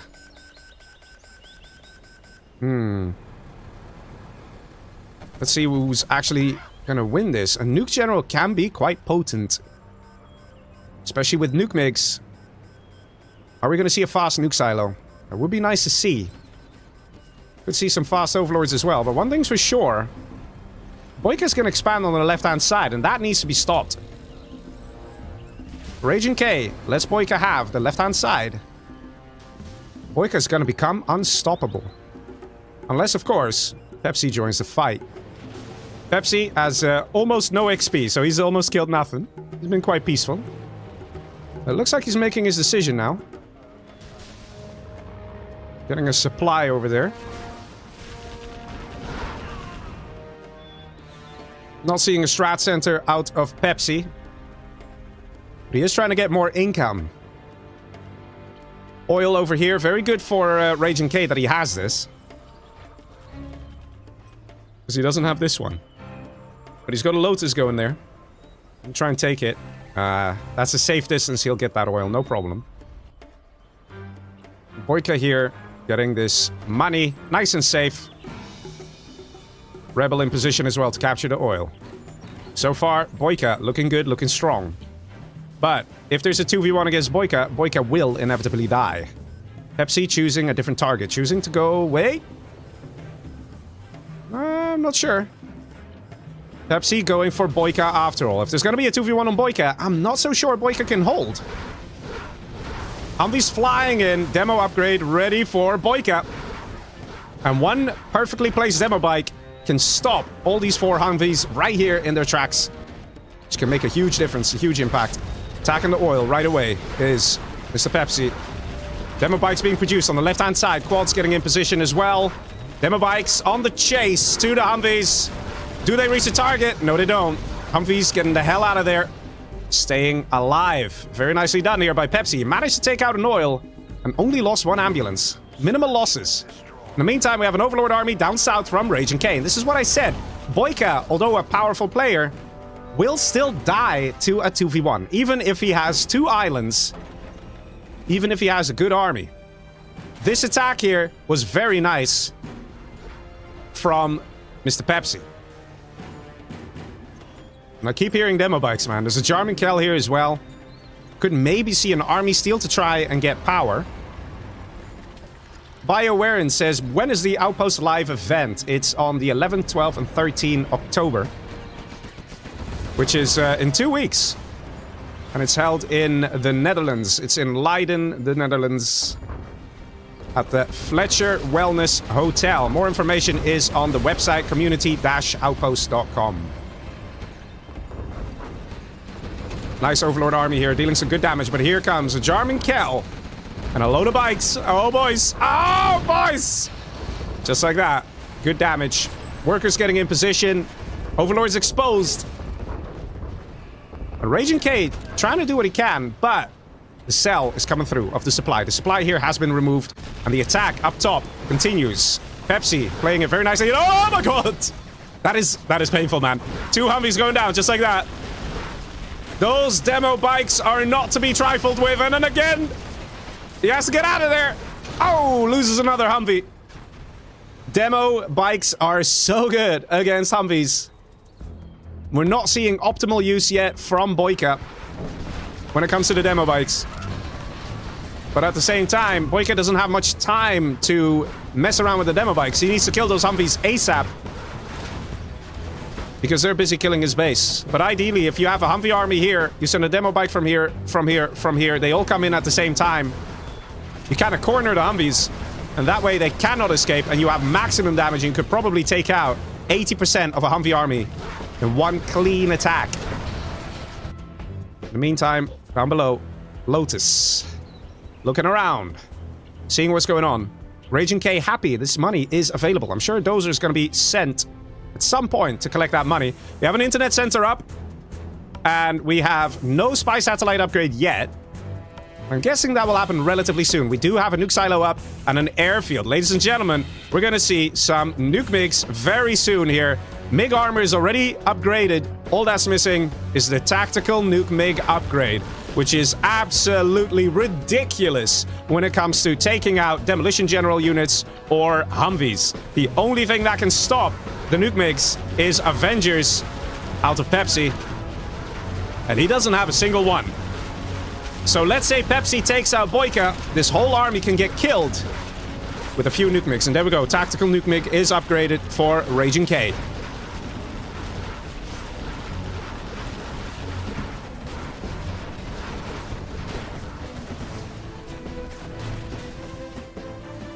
HuMMi army retreats. Pepsi has to start playing it a little tactical here. And he's starting to do that. He's going heavy on the secondary eco. Good call. At the same time, his base is rather small. He might want to try and expand a little bit. Just even get a bit of defenses up over here. So he has this whole section he can build up as well. Those are now finally getting to that supply.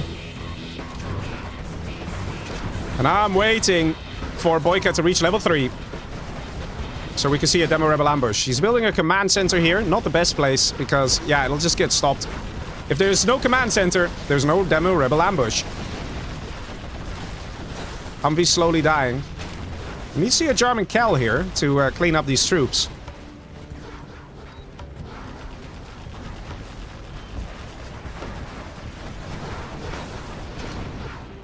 A lot of the HuMMis are gone.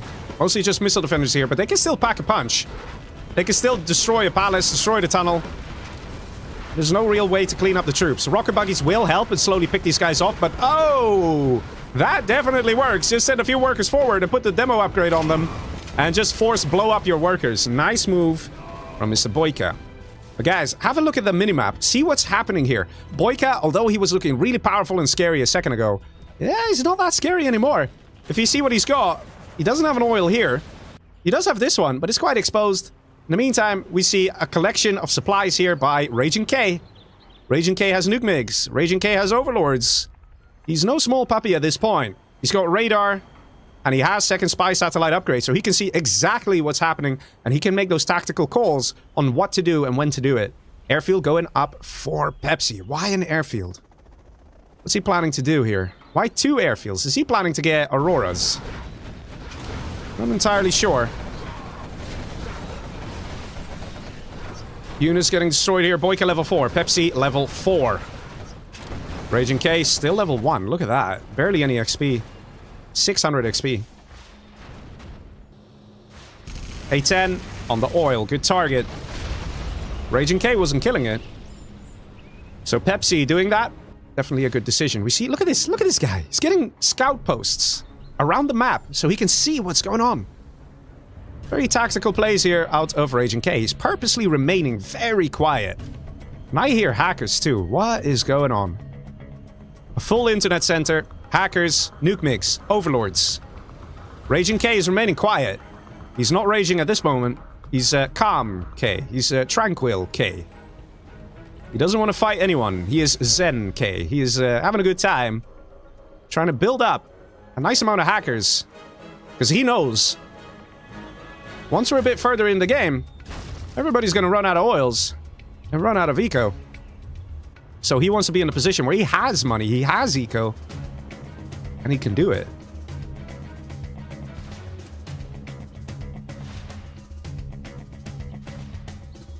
Sardok says, oh yeah, we're all relieved, but still, this was really funny.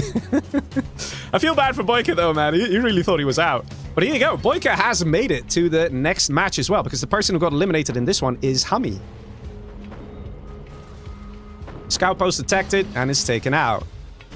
Drawing in some of the attention here from the pink player, that is Pepsi. Pepsi probably going like, wait a minute. Yellow Big says Pepsi. Interesting. So that is Pepsi's first message. German on a bike. Hello. I'm happy to see BoYcaH trying to steal an army here. Of course, stealing a laser general is the best someone can do because... Oh, that's a... yeah, that didn't work. Because you get search and destroy, which means your units get 20% extra range, which also applies to GLA units. And of course, you get Avengers, which is very good to stop nuke MiGs. So it is crucial. Says the guy with 100 drop zones. BoYcaH, careful with the talking. That is one message for BoYcaH, one message for Pepsi. Each player is allowed 2 messages per match. WTF, I'm not broke. No, what? WTF, I'm broke, says Pink. That is Pepsi's second message. Might just see if Pepsi messes it up with the talking. We might see HuMMi coming back. No more messages to be said from Mr. Pepsi. He's recognizing that right now chat is important. Neutron shells upgraded for Raging K. Raging K as a nuke general is definitely having a good time in the late game here. Getting all the good upgrades. Nuke MiGs. Neutron shells. All that good stuff. HuMMi out of position here. It's going to get taken out. Where are the nuke MiGs? There they are. Ladies and gentlemen, the nuke MiGs. Yeah, that's the stuff. That's the stuff, baby. That's the stuff. Nuke silo ready to fire. Mr. Blue. Where's it going to go, huh? Where are you going to fire that puppy? Let's see it. Who is the target going to be? Is it going to be BoYcaH, the yellow demolition player? At the same time, though, there are some very juicy targets over here. You launch the nuke over here. Right here, you might get 1, 2, 3, 4 drop zones. Just that in itself is 10k worth of damage with a single nuke missile. Some poor micro here from Pepsi, losing a big HuMMi army. But worry not, Raging K is here with the reinforcements. 2 players pushing BoYcaH. BoYcaH is defending very nicely here. Rebel Outpost! Nice. Takes out a lot. 2 overlords is not enough. He needs to retreat. That's precisely what he does. Let's see if the nuke MiGs join the fun here. They don't. The nuke MiGs are not having a good time. They are just chilling at home. Comanche, that was the plan? That's the game plan. Comanche. What? Vanilla Comanche. That is the game plan. I saw those airfields. I was sure he was getting Auroras because I'm like, oh, you're worried about the nuke. It's Comanche. That is an interesting strat.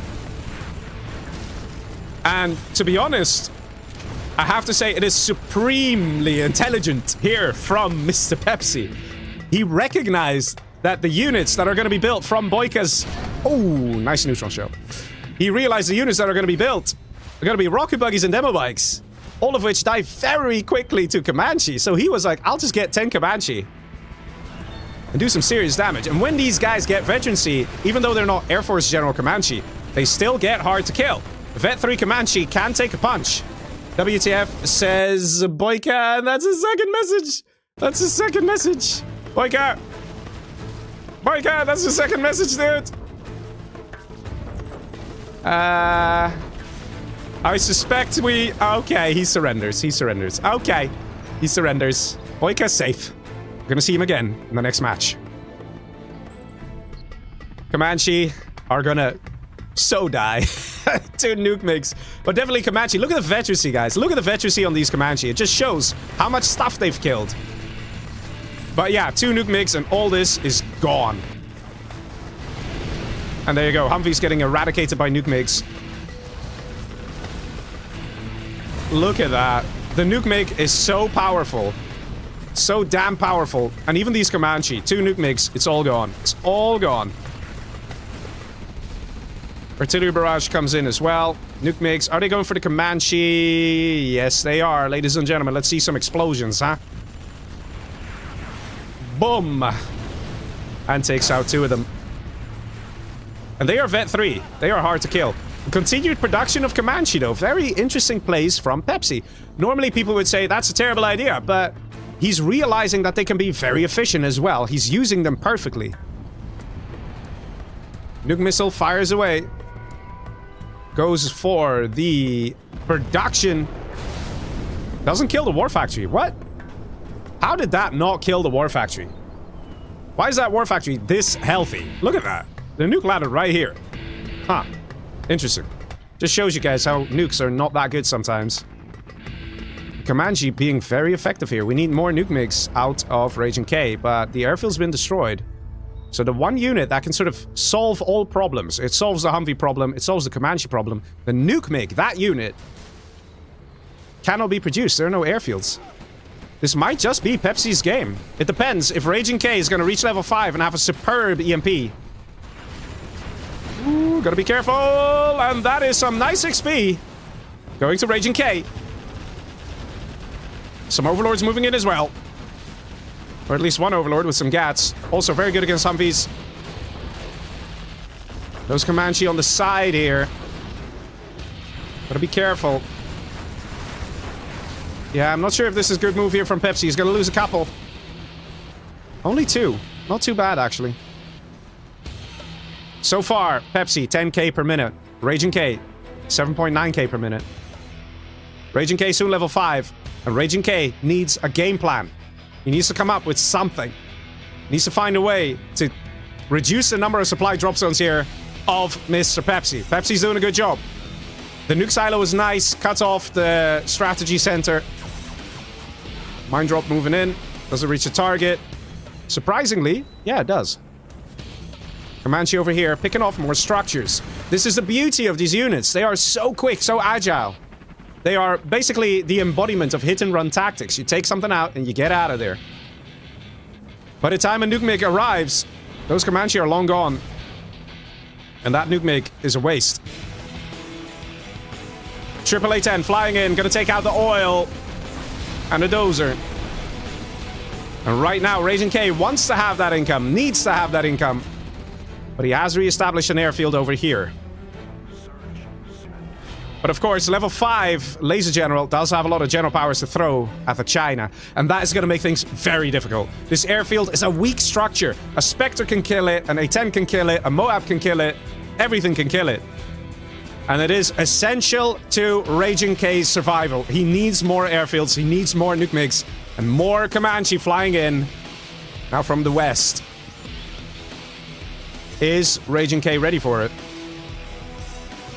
Carpet Bomber comes in, takes out 2 drop zones. That's what needs to happen here. Nuke silo ready to fire in 3 minutes. And Comanche might be under threat. Oh, that's interesting. I mean, still worth it to do that. But as it stands, Raging K... Oh, look at that. He got $1,000. He did a cash hack. Raging K needs to find a way to take out Pepsi. And I'm not seeing how he can do that at this point in time. Comanche flying in. Nuke MiGs taking off. Can they do it? Can they fire this blob of Comanche? The spreading out of the units. Very nicely done here. And also, very nice to not use the Nuke MiGs yet. He's waiting for them to cluster up together. Very good control and micro from both players here. And just like that, the chase happens and takes out a couple of Comanche. Quite a few losses here for Pink. Not that many losses for Blue. Strategic plays. That's how Raging K could still win this. But it is going to be difficult for both players to find a victory in this game. Particle cannon established for Pink. For Pepsi. Nuke silo, 1 minute, 55 seconds. Another particle cannon going to go up here for Pink. Random supply drop zone here. That's kind of cute. Airfield here getting constructed. We need more airfields. You don't need props. You don't need anything. You just need airfields. The lack of Avengers here is also a little confusing from Pink, from Mr. Pepsi. Avengers are basically the perfect counter to nuke MiGs. And Spectre goes in to kill some hackers. Manual targeting here. Killing 3, 4 hackers. Not too bad. Choosing to go for power, because why not? I could have gone for the airfield. And just as the MiGs land, we can see the Comanche running in. Oh, no, changing his mind. Cargo planes over here are also very annoying. Because the MiGs will auto-target them. That's the thing.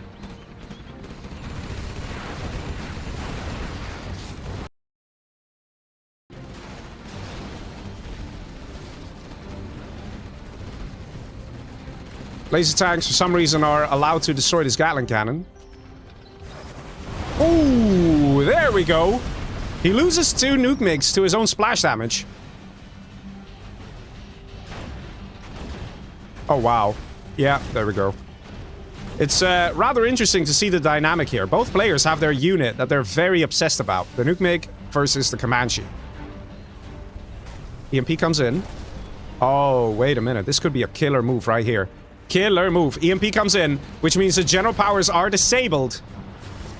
And that allows this army to run in. There's no need to worry about a Moab. There's no need to worry about a leaflet. The command center is disabled. If it gets flamed down and the dragon tank is getting stuck.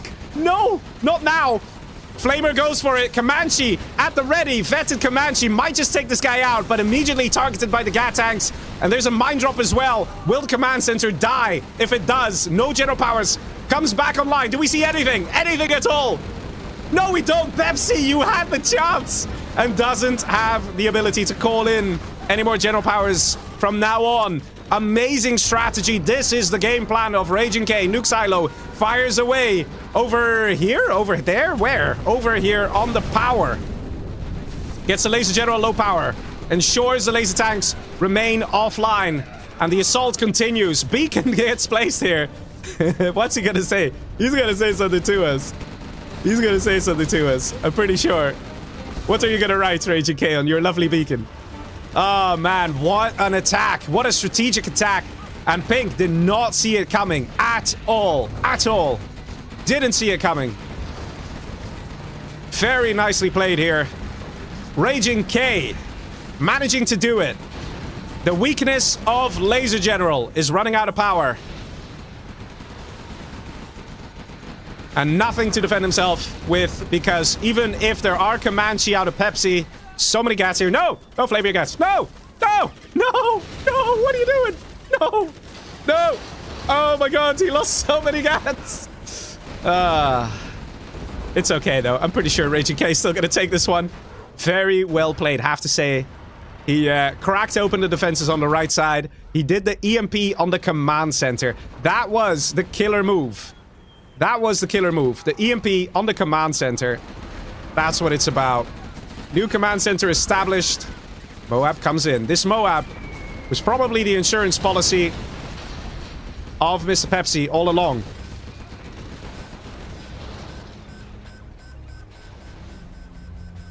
And look at this. Lotus here also stealing oils. And just like that, guys, look at the statistics. 2.5 KD for Raging K. And he is getting a bigger income than Mr. Pepsi. Pepsi's in trouble. And that, ladies and gents, is an understatement. Got a nuke silo ready to fire in 4 minutes. Got a Lotus running here. Just casually walking next to the Laser Patriot. Running by. There's no power, so that Laser Patriot is not going to reveal the Lotus. Ooh, does she get away? She gets away. No way. She can capture the particle cannon right now. Humvees are en route. There's a nuke big. Singular. And takes out a dozer and 2 Humvees. Insane. Leaflet comes in.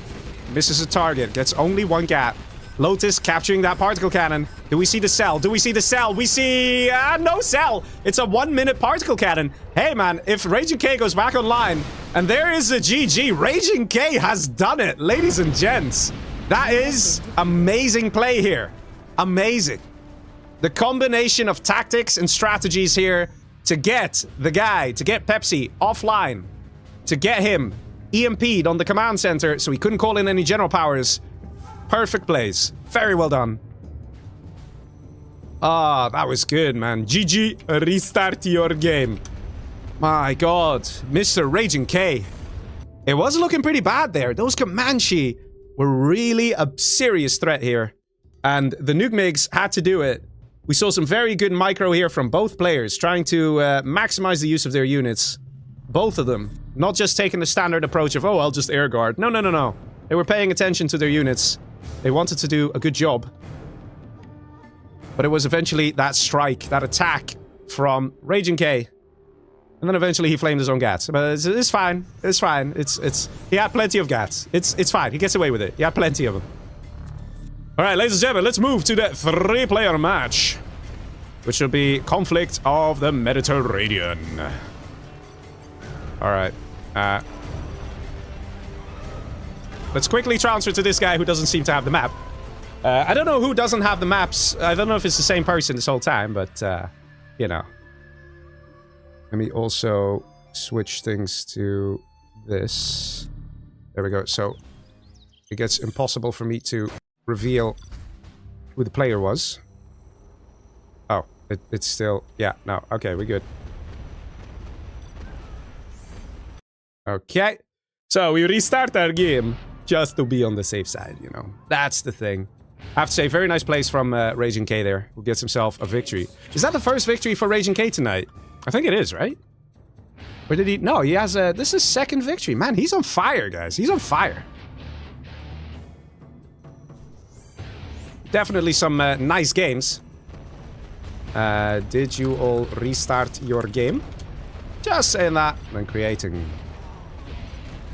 All right, ladies and gentlemen, let's go to the 3-player match. For those of you who are tuning in, right about now, we are doing this stream as a very nice fundraiser for the Outpost Live LAN tournament. For more information, you can check the description. It will take you to community-outpost.com. You can see all the information about the LAN tournament that we'll be hosting. Because yes, next week, no, I mean in 2 weeks from now, there's going to be a very nice LAN meetup going on in Leiden in the Netherlands. I'm going to be there. There's going to be a bunch of other very cool community members. And tickets are running out. So if you want to come, please do consider getting a ticket sooner rather than later. So, you know, it would be nice to meet you, to hang out. And we're going to play some games. And we're going to have a tournament. And the prize pool is that thing. That thing up there. Yes, there. Yeah, you're looking at it. That's it. That's the prize pool for the tournament, which right now sits at 1,640 euro, which is insane, man. Insane. It's already more than 50% compared to what it was last year. So, you know, very cool stuff indeed. Very nice. And hopefully we can increase it even more. 100% of the donations coming in will go to the prize pool, and that will be for the players to fight over in the LAN tournament. The entire tournament is going to be streamed on this channel where you're watching right now. And that's going to be in 2 weeks. Also, next week, we're going to have another fundraiser stream, which is going to be fun. It's something a little different. It's not going to be free-for-all. It's going to be a little different. So you might want to also subscribe or follow for in order to catch that. It's going to be fun. It's going to be fun. But yes, ladies and gentlemen, let us continue into the 3-player match. And we have a beacon from Mr. Pepsi, who's like, man, F off. I don't want to be China. Poor Pepsi. On the left side here, we've got Mr. BoYcaH with a very nice and spicy Chile. At the top, we have Mr. Raging K as a nuke general. It's going to be interesting to see what's going to happen here, but my initial prediction is that we'll see the two Chinas sort of working together because, you know, China's going to stick together, yo. And that's going to put some pressure on Mr. BoYcaH here, the normal GLA. Because normal GLA can do a lot of nasty, dirty, devilish things to try and take out a China player. It's a nice big open map, as you can see. Conflict of the Mediterranean, one of the World Builder contest winners, I think of 2021. I think it says it. If you type in exclamation mark map info in the YouTube live chat, you'll see the name of the map as well as the creator, which is nice, which is fun. It's a lovely map for 3 players. Pretty decent, pretty balanced, right? Let's see, it looks like we're getting a terror attack out of BoYcaH here. Very important to have a nice, strong, powerful terror attack to start the game with. Because it can completely cripple a player. Let's see, Tank Hunter goes in the building here. Raging K wants to get that scouting.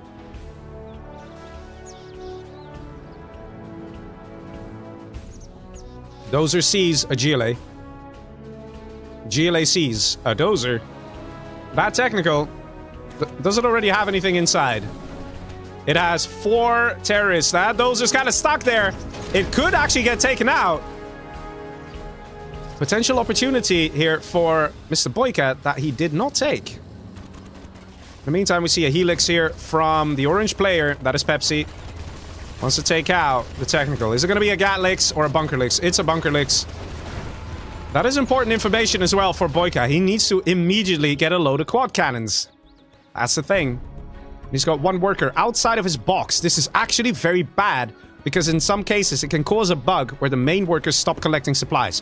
BoYcaH needs to realize this and move this guy away manually, or his supply collection will start to suffer. In the meantime, we see a push on the right, or perhaps it's just a scout from Raging K. Wants to see what's going on. Lix is flying in. The commitment to take out BoYcaH, and that tunnel, oh boys! A risky pop indeed. To be honest, I'm not seeing any other tunnels around. This one's under construction. If this gets taken out... kill it! Kill it! Kill it! There we go. This is going up. Arms dealer destroyed, but this needs to get taken out immediately. I don't know why Pepsi is not doing that. He must be looking elsewhere. Quads popping from the top side here. Vet 2 on the speaker tower helix. And going straight back home. There is this really annoying battle master here from Raging K. But Raging K is playing it differently. He's not being aggressive. He's trying to get as much money as he can. He's getting an airfield. Is he also getting a prop then? Because is he going for a helix then? Or is he planning to go for nuke MiGs? Let's see what happens here. He's getting tank hunters, so he's going for a bunker lix. Lots of lixes now coming in from Pepsi. And I said this in the previous match as well. When one is normal China, they tend to go for the lix because it's a really good unit. It's like one of the few good units that normal China can get. So it tends to go in that direction. And they are quite spammable at 1,500 bucks per helix. Of course, you then get just the raw helix, not the infantry inside, not the upgrades. Ooh. Losing a bunker lix here. But BoYcaH definitely in a world of trouble. And he's getting eliminated basically by just Pepsi. Quad cannon over here needs to get targeted, and does. Nicely done. Pepsi remains in control. Takes out the arms dealer and the anti-air. There's not much that BoYcaH still has. He's stuck over here in this tiny spot. We're not seeing anything out of the red player that is Raging K. Not yet. But he's thinking about what to do. And I suspect he's going to target this guy. Look at this. We got a dragon tank in position right here. Ready to pounce. Ready to strike. Target will be over here. But in the meantime, can BoYcaH survive the onslaught of lixes? Normal China taking out normal GLA in one hell of a display here. Very good plays from Mr. Pepsi. War Factory is, again, camped. Supply, camped. And these two buildings are gone, and BoYcaH's eliminated just in time as Raging K comes in with an almighty attack. BoYcaH has been eliminated in this challenge by Pepsi, his fellow countryman. And it is over. Pepsi realizes it is over. And it's going to be Raging K and Pepsi in the finals here in the 1v1 match. Oh, boys. What an aggressive game this was. 2 Chinas, 1 GLA. Pepsi managing to eliminate BoYcaH. Amazing. Very well done. My God. What a display of action and determination from the normal China player, Pepsi. Very well done. He recognized that BoYcaH was on the back foot. He recognized that he could make a difference. And he kept going for the arms dealers, making sure there was not much anti-air. That was the winning move. Nicely done there by Mr. Pepsi, guaranteeing himself a chance at winning that 1v1 match. And now we're going to see Raging K versus Pepsi in the 1v1. Oh, boys. Who do you think is going to win it? I'm guessing most of you will suspect that Raging K will take it. That's what I'm guessing. But let's see. Waiting for the players to join here. Where'd they go? Where'd they go? I think they're all doing push-ups and jumping jacks. My God.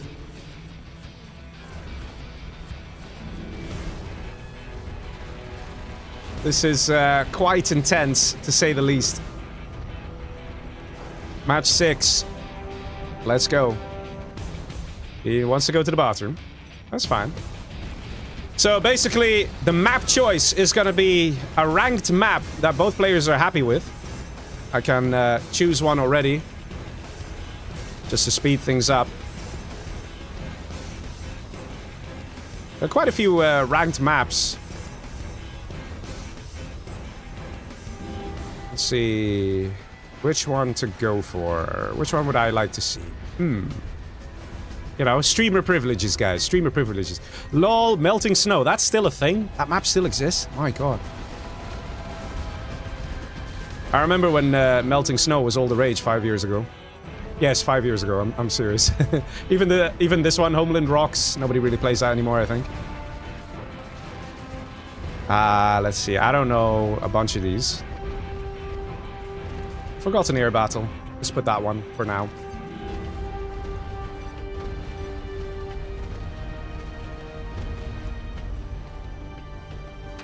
Let's see. Waiting on the other player here.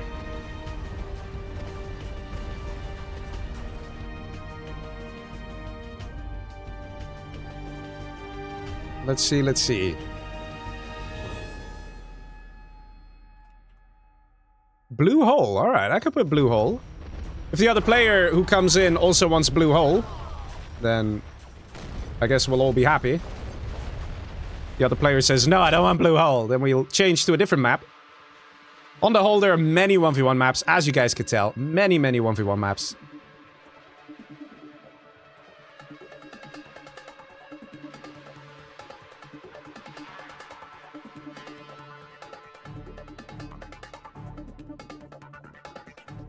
And I just got a message, a secret message from one of the players, proving to me that one of the people who mismatched actually had another admin active. Seriously, man. Why is it so hard for people?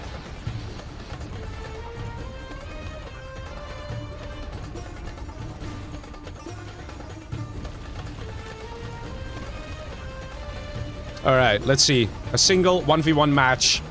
It's coming down to this. Who is going to be the winner tonight in this anonymous knockout challenge?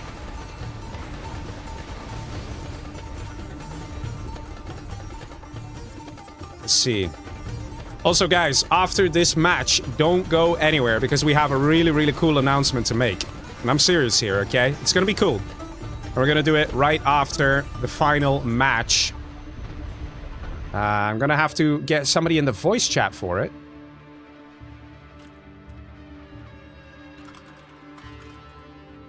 I don't know if he's still awake. Because it's getting a little late. In and out.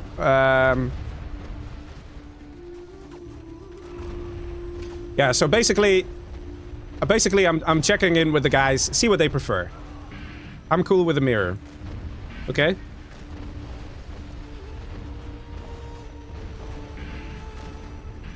So they want to do a mirror. You can pick. It says M6C. You do. Okay. Well, someone pick an army. So we're doing a mirror. Oh man, pressure.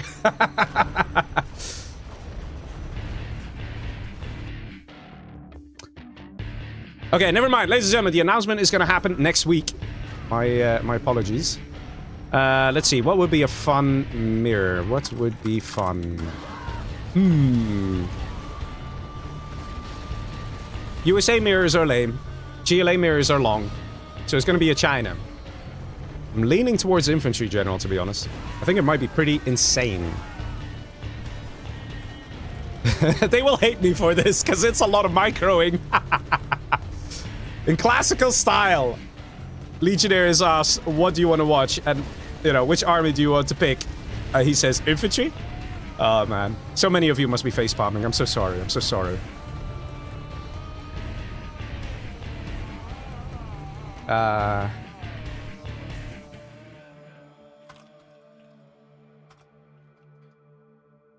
Well, they're both doing...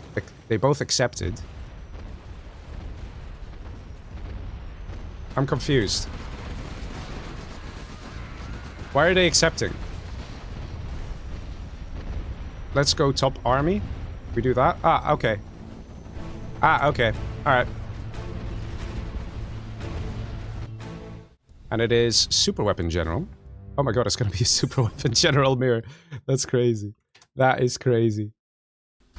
That is crazy. Alright.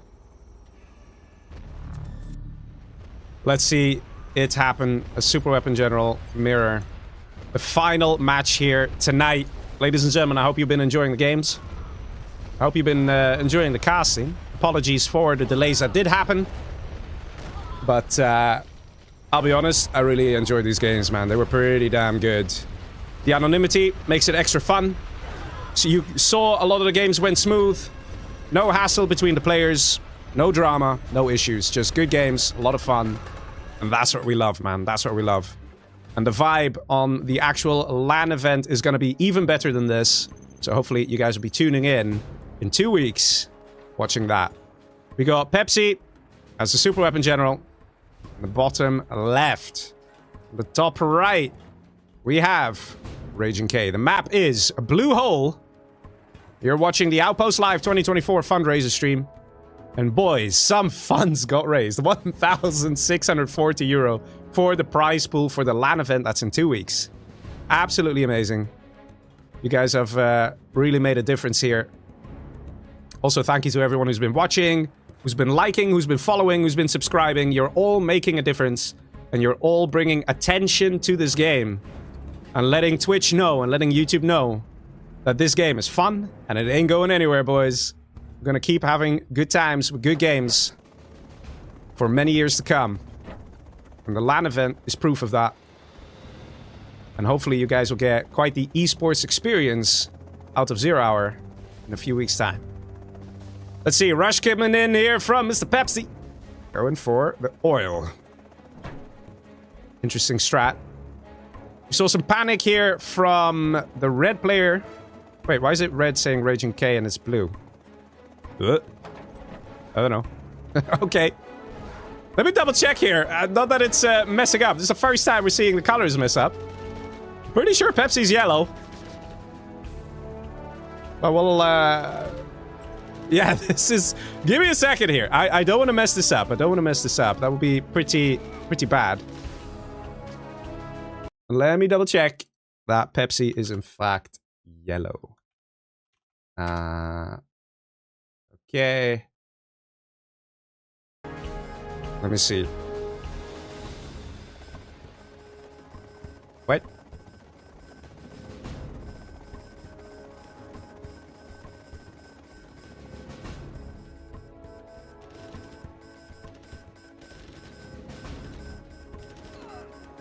Wait a minute. No, I think it's the other way around. I think red is Pepsi. Oh man, I think red is Pepsi. Oh my god. Wait, I can check. Something went wrong here, guys. I think red is Pepsi. Oh dear. Yeah. Oh man, red is Pepsi. Red is Pepsi. Oh man. Okay, they're swapped. They're swapped. Not sure what happened there, but they're swapped. Maybe I can fix it. Hot fix it. Give me a second. There's a small chance. I'm not making promises. Okay, I think it's fixed. Yeah, okay, that's it. That did the job. Okay, not entirely sure what happened there, but the problem's fixed. All right. That changes things a little bit. But yeah, Mr. Pepsi, the red player, is under some serious attacks here. We see Raging K with a nice EMP Patriot up top. Oh man, that is rather annoying here, because that means that Pepsi can't collect money from over here. So that's a very good strategy from the player. That is Mr. Raging K in yellow, okay? Yellow. I think we did the in and out a little too quick, if I have to guess. Mr. Defender not quite firing. That's unfortunate there for Mr. Pepsi. And slowly but surely, Raging K is taking control of this match. Camping production here. Camping income over here with that EMP Patriot, making sure this supply cannot be used. There's an oil over here that is red. An oil over here that is... Oh, not red. Not yet. That he needed. But one thing's for sure, Raging K is putting up the pressure more and more with double the income of Pepsi. And now here, taking the oils as well at the top. Slowly but surely, Pepsi is being pushed away from all the useful parts, all the resources. Ah, GG, he says. And that is a surrender. That is a very aggressive play here from Raging K, who gets himself another victory, getting $40 for this match. Not even a 5-minute game, and winning $40. Congratulations to Raging K, who definitely won the majority of the matches tonight. Definitely can be happy with his performance. Showing us some superb matches. Some superb gameplay. Really doing a good job. We saw Pepsi versus Raging K a couple times in this set. And every time, Raging K was doing a good job. Sometimes managed to just about squeeze a victory, but overall, his gameplay was solid.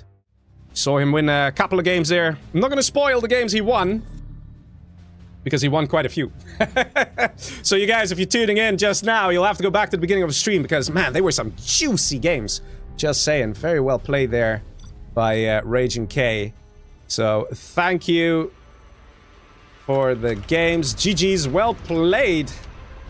And that is a nice victory there for Raging K. Ladies and gentlemen, that is going to conclude the stream of this evening. We had a number of interesting matches. We had a few mismatches.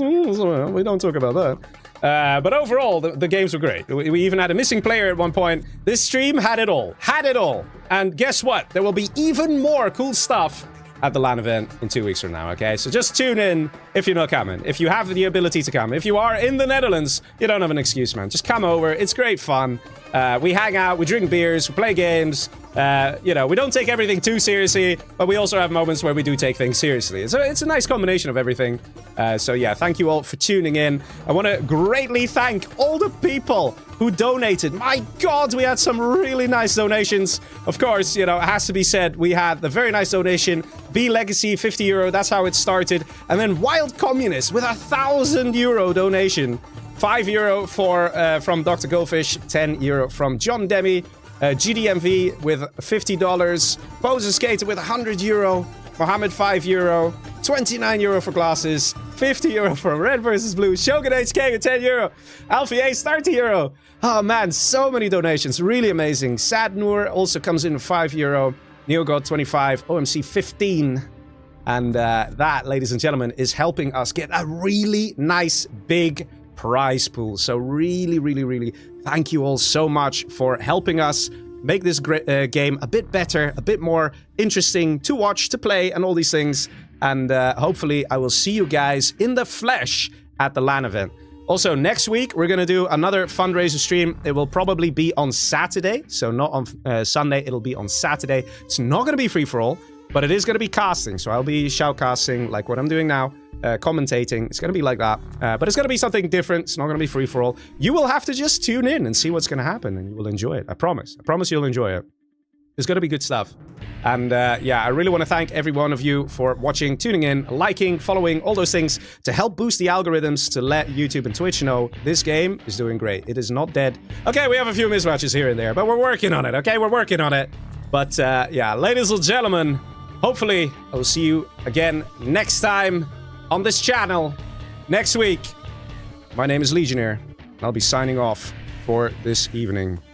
I'll be showing you guys the nice teaser for Outpost Live right now as we close off this stream. Thank you all for tuning in. Good night, guys. See ya.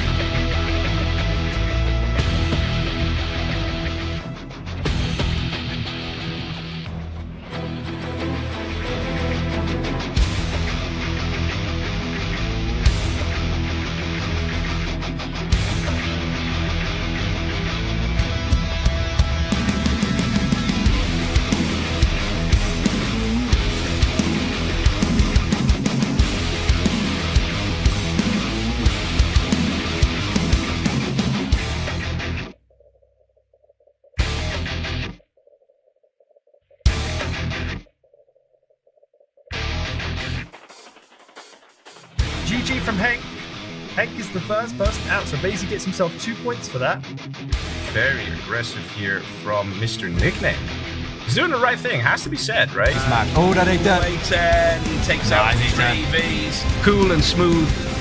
That's how he's been doing it and getting a lot of points here again. Well played, Fargo.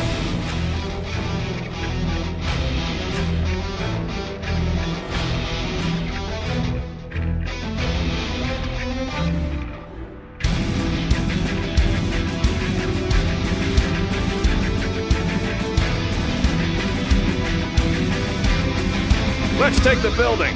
Oh, massive. Oh, massive. Wow. What the heck is this coming in now? And 2 raptors. It's 2 raptors now. And flying. Where he go for the raptors? It's super weapons. Yeah, but that's not on target. Where's that going? Where are you going? Is this going on Alfie? Is he? Oh no! You're gonna.